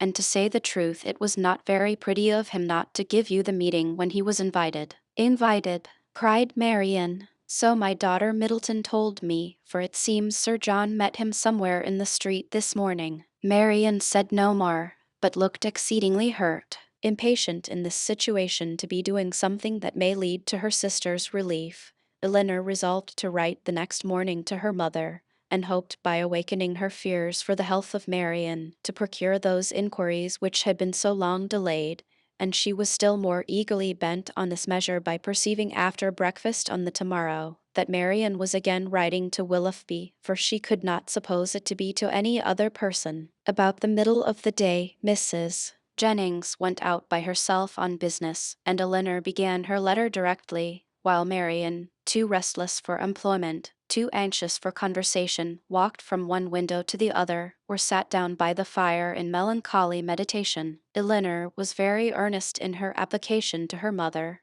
relating all that had passed, her suspicions of Willoughby's inconstancy, urging her by every plea of duty and affection to demand from Marian an account of her real situation with respect to him. Her letter was scarcely finished when a rap foretold a visitor, and Colonel Brandon was announced. Marian, who had seen him from the window, and who hated company of any kind, left the room before he entered it. He looked more than usually grave, and though expressing satisfaction at finding Miss Dashwood alone, as if he had somewhat in particular to tell her, sat for some time without saying a word. Elinor, persuaded that he had some communication to make in which her sister was concerned, impatiently expected its opening. It was not the first time of her feeling the same kind of conviction, for, more than once before, beginning with the observation of "Your sister looks unwell today," or "Your sister seems out of spirits," he had appeared on the point either of disclosing or of inquiring something particular about her. After a pause of several minutes, their silence was broken by his asking her in a voice of some agitation when he was to congratulate her on the acquisition of a brother. Elinor was not prepared for such a question, and having no answer ready, was obliged to adopt the simple and common expedient of asking what he meant. He tried to smile as he replied, "Your sister's engagement to Mr.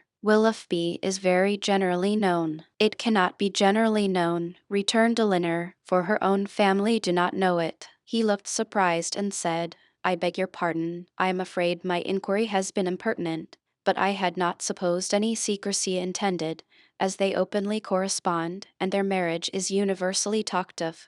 "How can that be? By whom can you have heard it mentioned?" "By many, by some of whom you know nothing, by others with whom you are most intimate, Mrs. Jennings, Mrs. Palmer, and the Middletons. But still I may not have believed it, for where the mind is perhaps rather unwilling to be convinced, it will always find something to support its doubts. If I had not, when the servant let me in today, accidentally seen a letter in his hand directed to Mr. Willoughby in your sister's writing, I came to inquire, but I was convinced before I could ask the question. Is everything finally settled? Is it impossible to? But I have no right, and I could have no chance of succeeding. Excuse me, Miss Dashwood, I believe I have been wrong in saying so much, but I hardly know what to do, and on your prudence I have the strongest dependence. Tell me that it is all absolutely resolved on, that any attempt, that in short concealment, if concealment be possible, is all that remains." These words,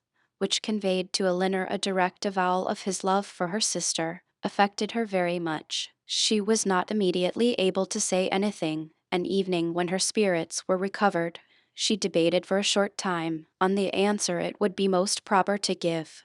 The real state of things between Willoughby and her sister was so little known to herself, that in endeavoring to explain it, she may be as liable to say too much as too little. Yet as she was convinced that Marian's affection for Willoughby could leave no hope of Colonel Brandon's success, whatever the event of that affection may be, and at the same time wished to shield her conduct from censure, she thought it most prudent and kind, after some consideration, to say more than she really knew or believed. She acknowledged, therefore, that though she had never been informed by themselves of the terms on which they stood with each other, of their mutual affection she had no doubt, and of their correspondence she was not astonished to hear. He listened to her with silent attention, and on her ceasing to speak, rose directly from his seat, and after saying in a voice of emotion, "To your sister I wish all imaginable happiness, to Willoughby that he may endeavour to deserve her," took leave, and went away.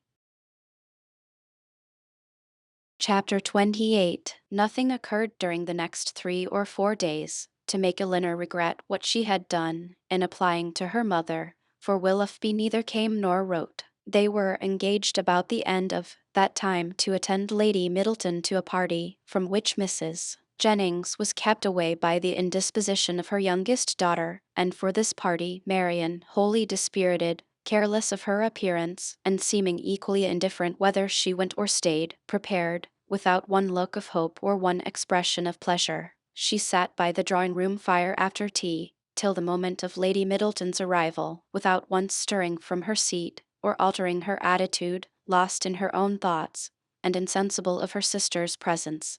And when at last they were told that Lady Middleton waited for them at the door, she started as if she had forgotten that any one was expected.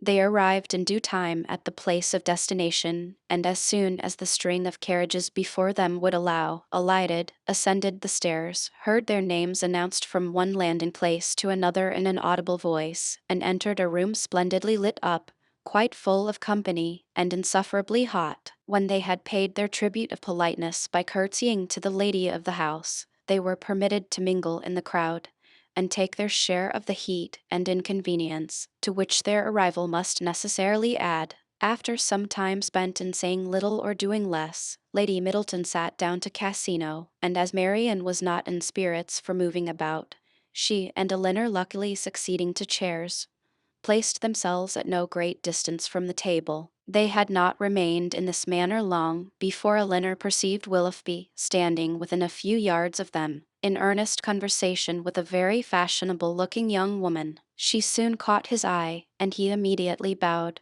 but without attempting to speak to her, or to approach Marian, though he could not but see her, and then continued his discourse with the same lady. Elinor turned involuntarily to Marian, to see whether it could be unobserved by her. At that moment she first perceived him, and her whole countenance glowing with sudden delight. She would have moved towards him instantly had not her sister caught hold of her. "Good heavens!" she exclaimed, "he is there, he is there! Oh, why does he not look at me? Why cannot I speak to him? Pray be composed," cried Elinor, "and do not betray what you feel to everybody present. Perhaps he has not observed you yet." This, however, was more than she could believe herself, and to be composed at such a moment was not only beyond the reach of Marian, it was beyond her wish. She sat in an agony of impatience which affected every feature. At last he turned round again, and regarded them both. She started up, and pronouncing his name in a tone of affection, held out her hand to him. He approached, and addressing himself rather to Elinor than Marian, as if wishing to avoid her eye, and determined not to observe her attitude, inquired in a hurried manner after Mrs. Dashwood, and asked how long they had been in town. Elinor was robbed of all presence of mind by such an address, and was unable to say a word. But the feelings of her sister were instantly expressed. Her face was crimsoned over, and she exclaimed, in a voice of the greatest emotion, "Good God, Willoughby, what is the meaning of this? Have you not received my letters? Will you not shake hands with me?" He could not then avoid it, but her touch seemed painful to him, and he held her hand only for a moment. During all this time he was evidently struggling for composure. Elinor watched his countenance and saw its expression becoming more tranquil. After a moment's pause he spoke with calmness. "I did myself the honor of calling in Berkeley Street last Tuesday, and very much regretted that I was not fortunate enough to find yourselves and Mrs. Jennings at home. My card was not lost, I hope. But have you not received my notes?" cried Marian in the wildest anxiety. "Here is some mistake, I am sure, some dreadful mistake. What can be the meaning of it? Tell me, Willoughby, for heaven's sake tell me, what is the matter?"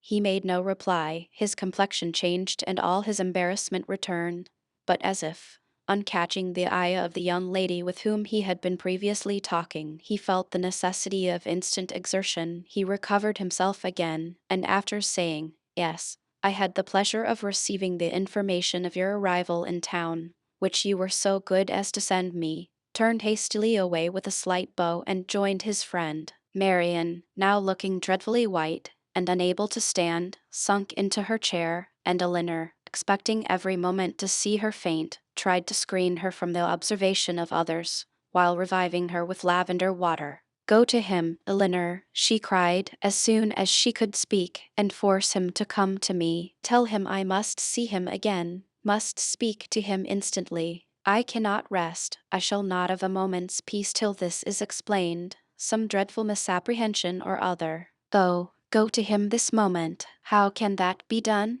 No, my dearest Marian, you must wait. This is not the place for explanations. Wait only till tomorrow. With difficulty, however, could she prevent her from following him herself, and to persuade her to check her agitation, to wait, at least, with the appearance of composure, till she may speak to him with more privacy and more effect, was impossible, for Marian continued incessantly to give way in a low voice to the misery of her feelings, by exclamations of wretchedness. In a short time Elinor saw Willoughby quit the room by the door towards the staircase, and telling Marian that he was gone, urged the impossibility of speaking to him again that evening, as a fresh argument for her to be calm. She instantly begged her sister would entreat Lady Middleton to take them home, as she was too miserable to stay a minute longer. Lady Middleton, though in the middle of a rubber, on being informed that Marian was unwell, was too polite to object for a moment to her wish of going away, and making over her cards to a friend, they departed as soon as the carriage could be found. Scarcely a word was spoken during their return to Berkeley Street. Marian was in a silent agony, too much oppressed evening for tears, but as Mrs. Jennings was luckily not come home,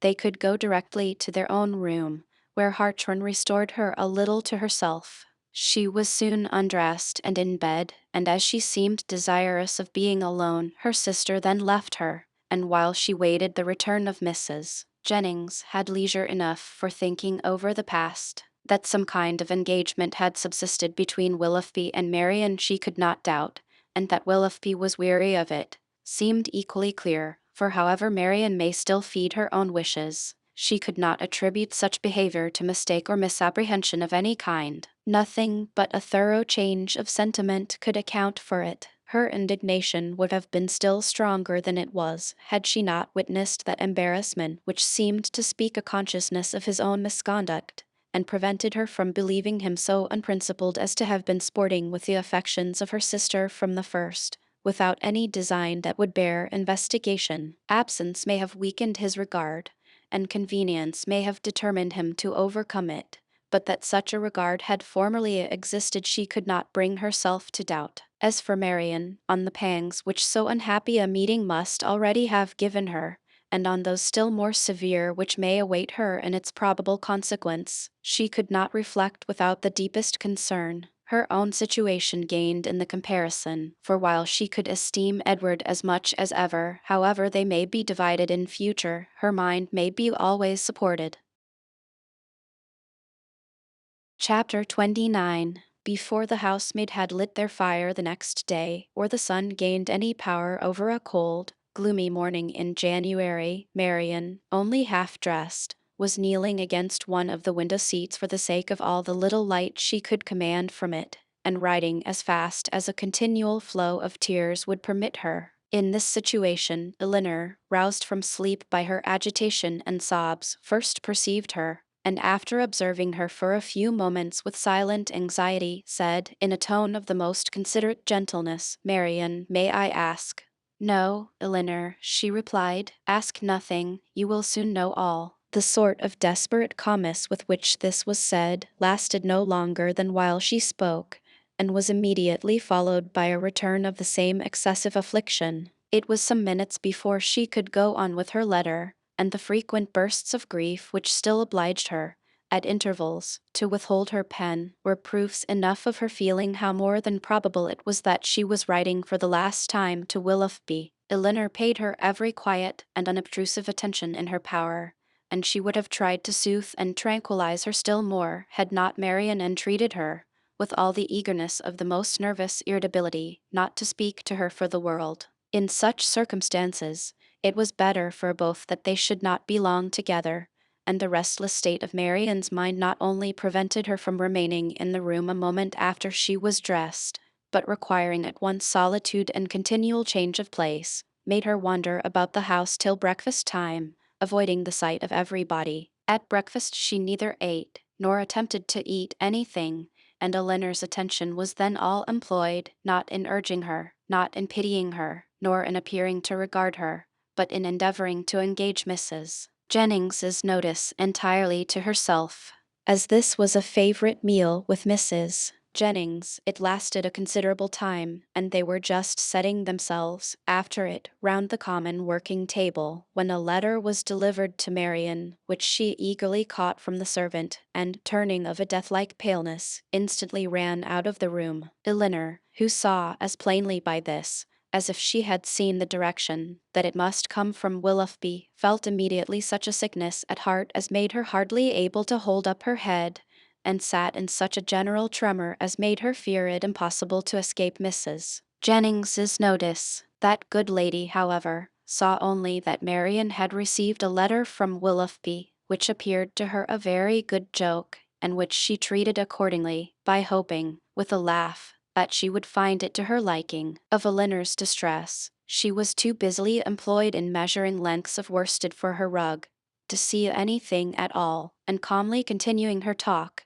as soon as Marian disappeared, she said, "Upon my word, I never saw a young woman so desperately in love in my life. My girls were nothing to her, and yet they used to be foolish enough. But as for Miss Marian, she is quite an altered creature. I hope, from the bottom of my heart, he won't keep her waiting much longer, for it is quite grievous to see her look so ill and forlorn. Pray, when are they to be married?" Eleanor, though never less disposed to speak than at that moment, obliged herself to answer such an attack as this, and therefore, trying to smile, replied, "And have you really, ma'am, talked yourself into a persuasion of my sister's being engaged to Mr. Willoughby? I thought it had been only a joke, but so serious a question seems to imply more, and I must beg, therefore, that you will not deceive yourself any longer. I do assure you that nothing would surprise me more than to hear of their being going to be married."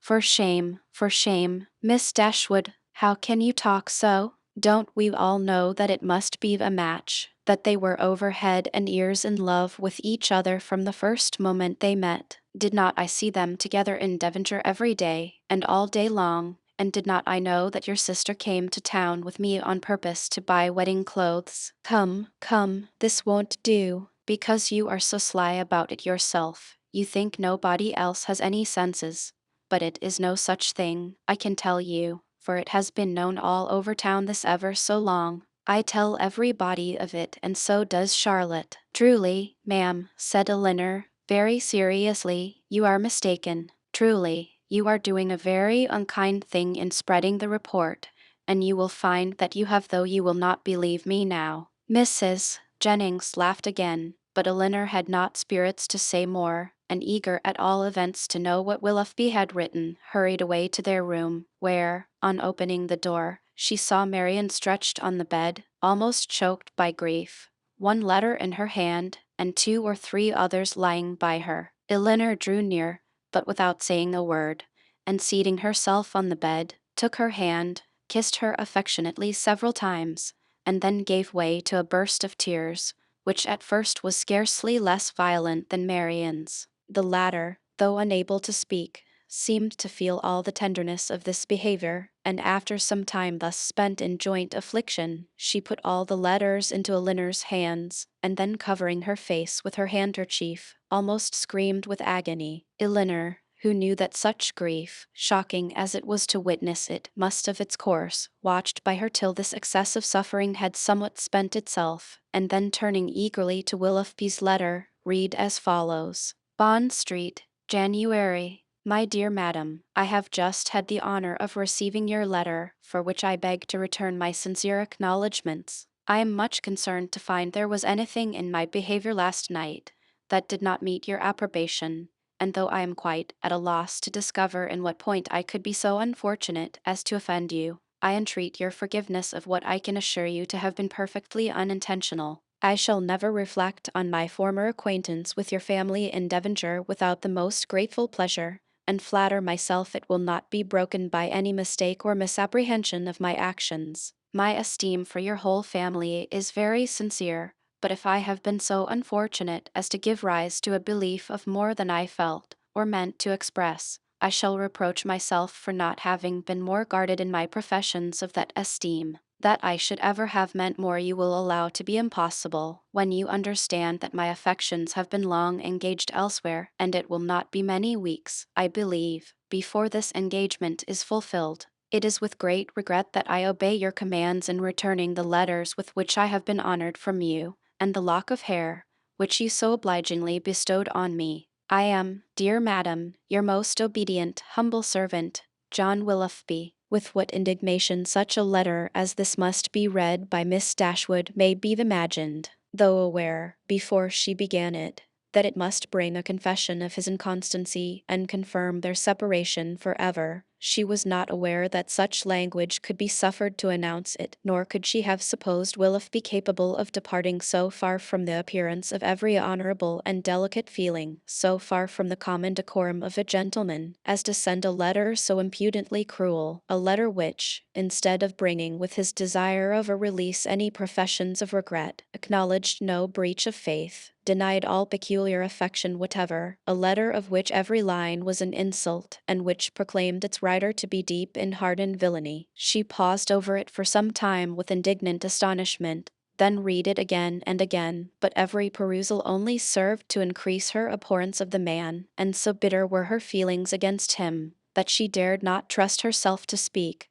lest she may wound Marian still deeper by treating their disengagement, not as a loss to her of any possible good but as an escape from the worst and most irremediable of all evils, a connection, for life, with an unprincipled man, as a deliverance the most real, a blessing the most important. In her earnest meditations on the contents of the letter, on the depravity of that mind which could dictate it, and probably on the very different mind of a very different person, who had no other connection whatever with the affair than what her heart gave him with everything that passed, Elinor forgot the immediate distress of her sister, forgot that she had 3 letters on her lap yet unread, and so entirely forgot how long she had been in the room, that when on hearing the carriage drive up to the door, she went to the window to see who could be coming so unreasonably early. She was all astonishment to perceive Mrs. Jennings's chariot, which she knew had not been ordered till 1. Determined not to quit Marian, though hopeless of contributing, at present, to her ease, she hurried away to excuse herself from attending Mrs. Jennings, on account of her sister being indisposed.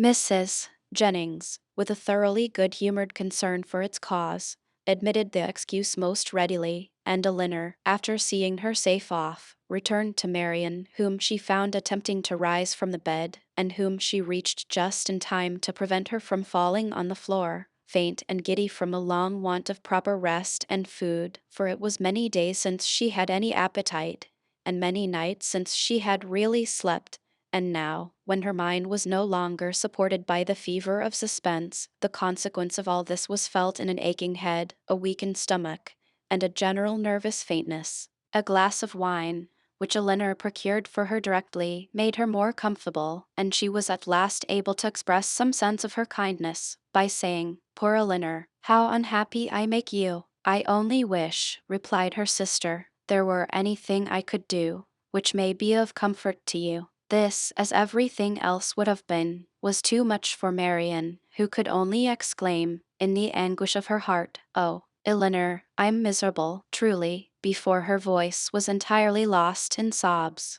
Elinor could no longer witness this torrent of unresisted grief in silence. "Exert yourself, dear Marian," she cried, "if you would not kill yourself and all who love you. Think of your mother, think of her misery, while you suffer. For her sake you must exert yourself." I cannot," cried Marian. Leave me. If I distress you, leave me, hate me, forget me, but do not torture me so. Oh, how easy for those who have no sorrow of their own to talk of exertion. Happy Elinor, you cannot have an idea of what I suffer. Do you call me happy, Marian? Ah, if you knew, and can you believe me to be so, while I see you so wretched, forgive me, throwing her arms round her sister's neck. I know you feel for me. I know what a heart you have. But yet you must be happy. Edward loves you. What, oh what, can do away such happiness as that? Many, many circumstances, said Elinor solemnly. No, no, no, cried Marian wildly. He loves you, and only you. You can have no grief. I can have no pleasure, while I see you in this state, and you will never see me otherwise. Mine is a misery which nothing can do away. You must not talk so, Marian. Have you no comforts? No friends? Is your loss such as leaves no opening for consolation? Much as you suffer now, think of what you would have suffered if the discovery of his character had been delayed to a later period, if your engagement had been carried on for months and months, as it may have been, before he chose to put an end to it. Every additional day of unhappy confidence on your side would have made the blow more dreadful. Engagement, cried Marian. There has been no engagement. No engagement. No, he is not so unworthy as you believe him. He has broken no faith with me, but he told you that he loved you. Yes, no, never absolutely. It was every day implied, but never professedly declared. Sometimes I thought it had been, but it never was. Yet you wrote to him? Yes, could that be wrong after all that had passed? But I cannot talk. Elinor said no more, and turning again to the 3 letters which now raised a much stronger curiosity than before, directly ran over the contents of all. The first, which was what her sister had sent him on their arrival in town, was to this effect: Berkeley Street, January. How surprised you will be, Willoughby, on receiving this, and I think you will feel something more than surprise when you know that I am in town. An opportunity of coming here, though with Mrs. Jennings, was a temptation we could not resist. I wish you may receive this in time to come here tonight, but I will not depend on it. At any rate, I shall expect you tomorrow. For the present, adieu. M.D. Her second note, which had been written on the morning after the dance at the Middletons, was in these words: I cannot express my disappointment in having missed you the day before yesterday, nor my astonishment at not having received any answer to a note which I sent you above a week ago. I have been expecting to hear from you, and still more to see you, every hour of the day. Pray call again as soon as possible, and explain the reason of my having expected this in vain. You had better come earlier another time, because we are generally out by 1. We were last night at Lady Middleton's, where there was a dance. I have been told that you were asked to be of the party, but could it be so? You must be very much altered truly since we parted, if that could be the case, and you not there. But I will not suppose this possible, and I hope very soon to receive your personal assurance of its being otherwise. M.D. The contents of her last note to him were these: What am I to imagine, Willoughby, by your behavior last night? Again I demand an explanation of it. I was prepared to meet you with the pleasure which our separation naturally produced, with the familiarity which our intimacy at Barton appeared to me to justify. I was repulsed truly. I have passed a wretched night in endeavoring to excuse a conduct which can scarcely be called less than insulting. But though I have not yet been able to form any reasonable apology for your behavior, I am perfectly ready to hear your justification of it. You have perhaps been misinformed or purposely deceived in something concerning me, which may have lowered me in your opinion. Tell me what it is, explain the grounds on which you acted, and I shall be satisfied in being able to satisfy you. It would grieve me truly to be obliged to think ill of you, but if I am to do it, if I am to learn that you are not what we have hitherto believed you, that your regard for us all was insincere, that your behavior to me was intended only to deceive, let it be told as soon as possible. My feelings are at present in a state of dreadful indecision. I wish to acquit you, but certainty on either side will be ease to what I now suffer. If your sentiments are no longer what they were, you will return my notes, and the lock of my hair which is in your possession. M.D. That such letters, so full of affection and confidence, could have been so answered, Elinor, for Willoughby's sake, would have been unwilling to believe. But her condemnation of him did not blind her to the impropriety of their having been written at all, and she was silently grieving over the imprudence which had hazarded such unsolicited proofs of tenderness, not warranted by anything preceding,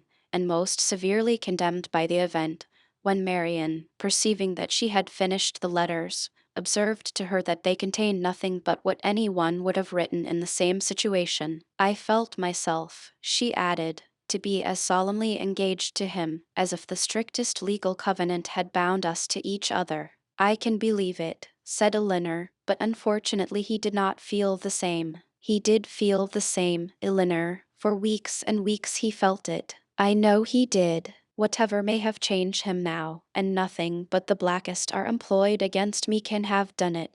I was once as dear to him as my own soul could wish. This lock of hair, which now he can so readily give up, was begged of me with the most earnest supplication. Had you seen his look, his manner, had you heard his voice at that moment, have you forgot the last evening of our being together at Barton? The morning that we parted too, when he told me that it may be many weeks before we met again, his distress, can I ever forget his distress? For a moment or two she could say no more, but when this emotion had passed away, she added, in a firmer tone, Elinor, I have been cruelly used, but not by Willoughby. Dearest Marian, who but himself? By whom can he have been instigated?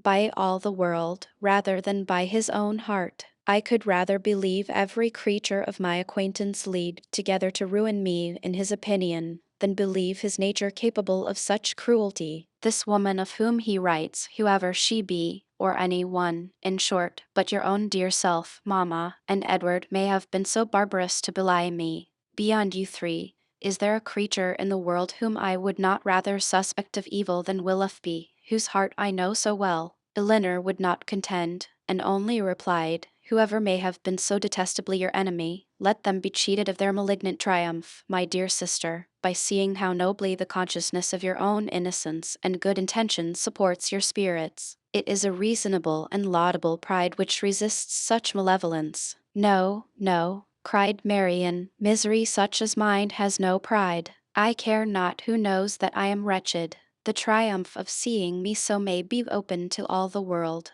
Elinor, Elinor, they who suffer little may be proud and independent as they like, may resist insult or return mortification, but I cannot. I must feel, I must be wretched, and they are welcome to enjoy the consciousness of it that can. But for my mother's sake and mine, I would do more than for my own. But to appear happy when I am so miserable, oh, who can require it? Again they were both silent. Elinor was employed in walking thoughtfully from the fire to the window, from the window to the fire, without knowing that she received warmth from one or discerning objects through the other, and Marian, seated at the foot of the bed, with her head leaning against one of its posts, again took up Willoughby's letter, and, after shuddering over every sentence, exclaimed, "It is too much. Oh, Willoughby, Willoughby, could this be yours? Cruel, cruel, nothing can acquit you. Elinor, nothing can. Whatever he may have heard against me, ought he not to have suspended his belief? Ought he not to have told me of it, to have given me the power of clearing myself? The lock of hair, repeating it from the letter, which you so obligingly bestowed on me, that is unpardonable. Willoughby, where was your heart when you wrote those words?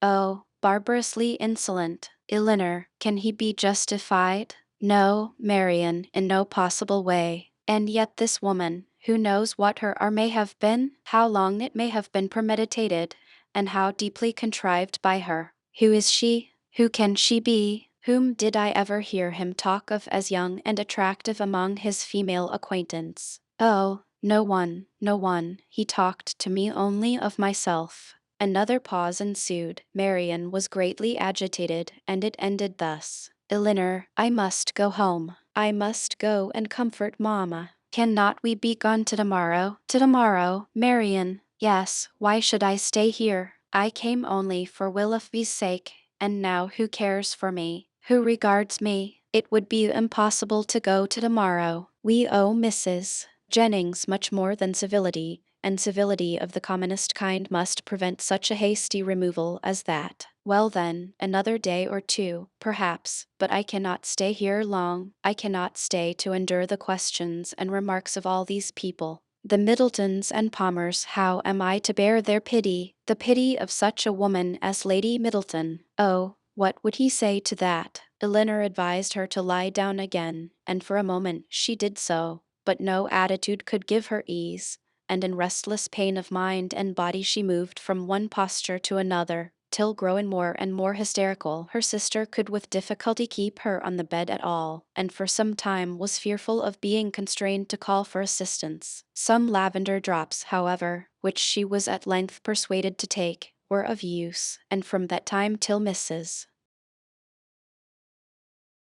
Chapter 30. Mrs. Jennings came immediately to their room on her return, and without waiting to have her request of admittance answered, opened the door and walked in with a look of real concern. "How do you do, my dear?" said she in a voice of great compassion to Marian, who turned away her face without attempting to answer. "How is she, Miss Dashwood? Poor thing, she looks very bad. No wonder. It is but too true. He is to be married very soon, a good-for-nothing fellow. I have no patience with him. Mrs. Taylor told me of it half an hour ago, and she was told it by a particular friend of Miss Grey herself, else I am sure I should not have believed it, and I was almost ready to sink as it was. Well, said I, all I can say is that if this be true, he has used a young lady of my acquaintance abominably ill, and I wish with all my soul his wife may plague his heart out. And so I shall always say, my dear, you may depend on it. I have no notion of men's going on in this way, and if ever I meet him again,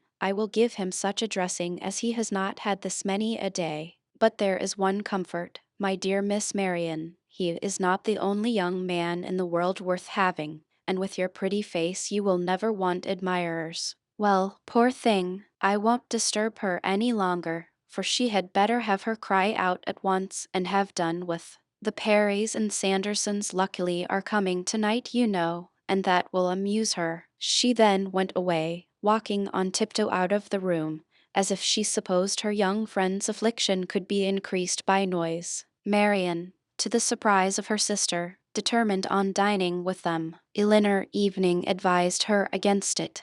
But no, she would go down. She could bear it very well, and the bustle about her would be less. Elinor, pleased to have her governed for a moment by such a motive, though believing it hardly possible that she could sit out the dinner, said no more, and adjusting her dress for her as well as she could, while Marian still remained on the bed, was ready to assist her into the dining room as soon as they were summoned to it. When there, though looking most wretchedly, she ate more and was calmer than her sister had expected. Had she tried to speak, or had she been conscious of half Mrs. Jennings's well-meant but ill-judged attentions to her, this calmness could not have been maintained. But not a syllable escaped her lips, and the abstraction of her thoughts preserved her in ignorance of everything that was passing before her. Elinor, who did justice to Mrs. Jennings's kindness, though its effusions were often distressing and sometimes almost ridiculous, made her those acknowledgments, and returned her those civilities, which her sister could not make or return for herself. Their good friend saw that Marian was unhappy, and felt that everything was due to her which may make her at all less so. She treated her therefore with all the indulgent fondness of a parent towards a favorite child on the last day of its holidays. Marian was to have the best place by the fire, was to be tempted to eat by every delicacy in the house, and to be amused by the relation of all the news of the day. Had not Elinor, in the sad countenance of her sister, seen a check to all mirth, she could have been entertained by Mrs. Jennings's endeavors to cure a disappointment in love by a variety of sweetmeats and olives and a good fire. As soon, however, as the consciousness of all this was forced by continual repetition on Marian, she could stay no longer. With a hasty exclamation of misery, and a sign to her sister not to follow her, she directly got up and hurried out of the room. "Poor soul!" cried Mrs. Jennings, as soon as she was gone, "how it grieves me to see her, and I declare if she is not gone away without finishing her wine, and the dried cherries too. Lord, Nothing seems to do her any good. I am sure if I knew of anything she would like, I would send all over the town for it. Well, it is the oddest thing to me that a man should use such a pretty girl so ill. But when there is plenty of money on one side, and next to none on the other, Lord bless you, they care no more about such things. The lady then, Miss Grey I think you called her, is very rich. £50,000, my dear. Did you ever see her? A smart, stylish girl they say, but not handsome. I remember her aunt very well, Biddy Henshaw. She married a very wealthy man, but the family are all rich together. £50,000, and by all accounts, it won't come before it's wanted, for they say he is all to pieces. No wonder, dashing about with his curricle and hunters. Well, it don't signify talking. But when a young man, be who he will, comes and makes love to a pretty girl, and promises marriage, he has no business to fly off from his word only because he grows poor, and a richer girl is ready to have him. Why don't he, in such a case, sell his horses, let his house, turn off his servants, and make a thorough reform at once? I warrant you, Miss Marian would have been ready to wait till matters came round. But that won't do nowadays. Nothing in the way of pleasure can ever be given up by the young men of this age. Do you know what kind of a girl Miss Grey is? Is she said to be amiable? I never heard any harm of her. Truly, I hardly ever heard her mentioned, except that Mrs. Taylor did say this morning that one day Miss Walker hinted to her that she believed Mr. and Mrs. Ellison would not be sorry to have Miss Grey married, for she and Mrs. Ellison could never agree. And who are the Ellisons? Her guardians, my dear. But now she is of age and may choose for herself,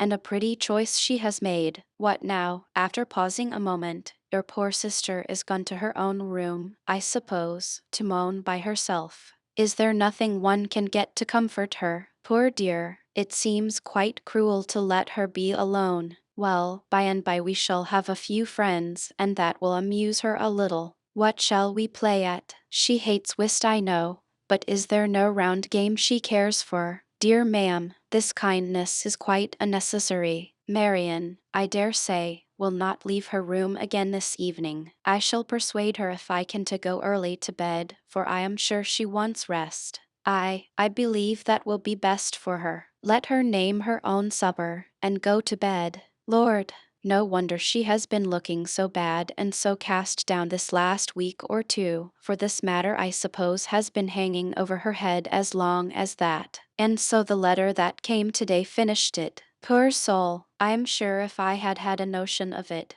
I would not have joked her about it for all my money. But then you know, how should I guess such a thing? I made sure of its being nothing but a common love letter, and you know young people like to be laughed at about them. Lord, how concerned Sir John and my daughters will be when they hear it. If I had my senses about me I may have called in Conduit Street in my way home, and told them of it. But I shall see them tomorrow. It would be unnecessary, I am sure, for you to caution Mrs. Palmer and Sir John against ever naming Mr. Willoughby, or making the slightest allusion to what has passed before my sister. Their own good nature must point out to them the real cruelty of appearing to know anything about it when she is present, and the less that may ever be said to myself on the subject, the more my feelings will be spared, as you, my dear madam, will easily believe. Oh, Lord, yes, that I do truly. It must be terrible for you to hear it talked of,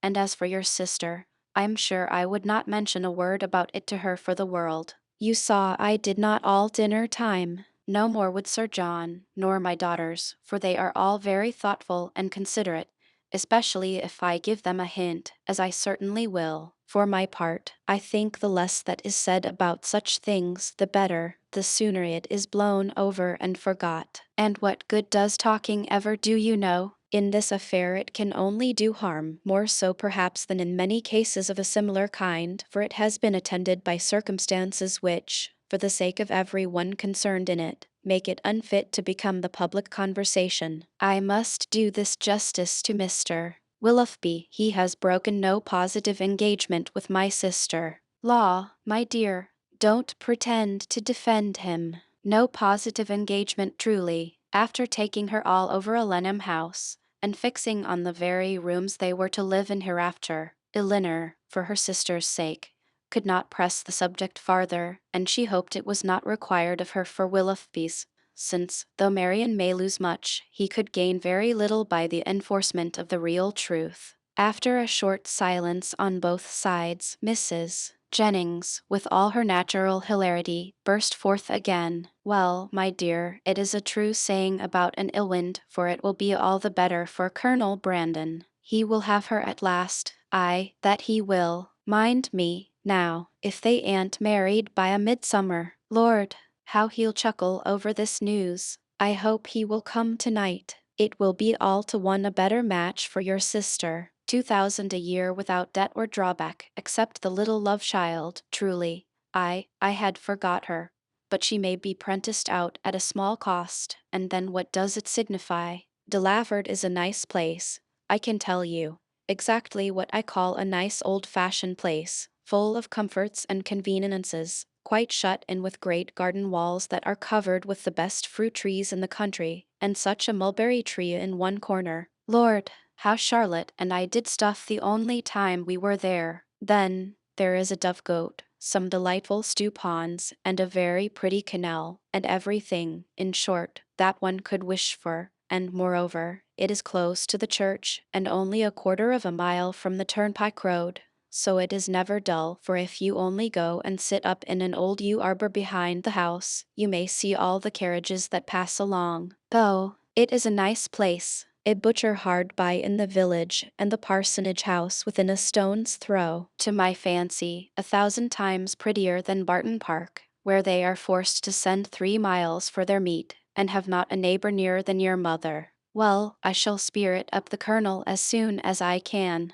One shoulder of mutton, you know, drives another down. If we can but put Willoughby out of her head." "Aye, if we can do that, ma'am," said Elinor, "we shall do very well with or without Colonel Brandon." And then rising, she went away to join Marian, whom she found, as she expected, in her own room, leaning, in silent misery, over the small remains of a fire, which, till Elinor's entrance, had been her only light. "You had better leave me," was all the notice that her sister received from her. "I will leave you," said Elinor, "if you will go to bed." But this, from the momentary perverseness of impatient suffering, she at first refused to do. Her sister's earnest, though gentle persuasion, however, soon softened her to compliance, and Elinor saw her lay her aching head on the pillow, and as she hoped, in a way to get some quiet rest before she left her. In the drawing-room, where she then repaired, she was soon joined by Mrs. Jennings, with a wine-glass, full of something, in her hand. "My dear," said she, entering, "I have just recollected that I have some of the finest old Constantia wine in the house that ever was tasted, so I have brought a glass of it for your sister. My poor husband, how fond he was of it! Whenever he had a touch of his old colicky gout, he said it did him more good than anything else in the world. Do take it to your sister." "Dear ma'am," replied Elinor, smiling at the difference of the complaints for which it was recommended, "how good you are! But I have just left Marian in bed, and, I hope, almost asleep, and as I think nothing will be of so much service to her as rest, if you will give me leave, I will drink the wine myself." Mrs. Jennings, though regretting that she had not been 5 minutes earlier, was satisfied with the compromise, and Elinor, as she swallowed the chief of it, reflected that though its effects on a colicky gout were, at present, of little importance to her, its healing powers on a disappointed heart may be as reasonably tried on herself as on her sister. Colonel Brandon came in while the party were at tea, and by his manner of looking round the room for Marian, Elinor immediately fancied that he neither expected nor wished to see her there, and, in short, that he was already aware of what occasioned her absence. Mrs. Jennings was not struck by the same thought, for soon after his entrance, she walked across the room to the tea-table where Elinor presided, and whispered, "The Colonel looks as grave as ever you see. He knows nothing of it. Do tell him, my dear." He shortly afterwards drew a chair close to hers, and, with a look which perfectly assured her of his good information, inquired after her sister. Marian is not well, said she. She has been indisposed all day, and we have persuaded her to go to bed. Perhaps, then, he hesitatingly replied, what I heard this morning may be. There may be more truth in it than I could believe possible at first. What did you hear? That a gentleman whom I had reason to think, in short, that a man whom I knew to be engaged. But how shall I tell you? If you know it already, as surely you must, I may be spared. You mean, answered Elinor, with forced calmness, Mr. Willoughby's marriage with Miss Grey. Yes, we do know it all. This seems to have been a day of general elucidation, for this very morning first unfolded it to us. Mr. Willoughby is unfathomable. Where did you hear it? In a stationer's shop in Pall Mall, where I had business. Two ladies were waiting for their carriage, and one of them was giving the other an account of the intended match, in a voice so little attempting concealment, that it was impossible for me not to hear all. The name of Willoughby, John Willoughby, frequently repeated, first caught my attention, and what followed was a positive assertion that everything was now finally settled respecting his marriage with Miss Grey. It was no longer to be a secret. It would take place evening within a few weeks, with many particulars of preparations and other matters. One thing, especially, I remember, because it served to identify the man still more. As soon as the ceremony was over, they were to go to Comem Magna, his seat in Somersetshire. My astonishment, but it would be impossible to describe what I felt. The communicative lady, I learnt, on inquiry, for I stayed in the shop till they were gone, was a Mrs. Ellison, and that, as I have been since informed, is the name of Miss Grey's guardian. It is. But have you likewise heard that Miss Grey has £50,000? In that, if in anything we may find an explanation, it may be so, but Willoughby is capable, at least I think. He stopped a moment, then added in a voice which seemed to distrust itself, and your sister, how did she? Her sufferings have been very severe. I have only to hope that they may be proportionately short. It is a most cruel affliction. Till yesterday, I believe, she never doubted his regard. An evening now, perhaps, but I am almost convinced that he never was really attached to her. He has been very deceitful, and, in some points, there seems a hardness of heart about him. Ah, said Colonel Brandon, there is, truly, but your sister does not. I think you said so. She does not consider quite as you do. You know her disposition, and may believe how eagerly she would still justify him if she could. He made no answer, and soon afterwards, by the removal of the tea things and the arrangement of the card parties, the subject was necessarily dropped. Mrs.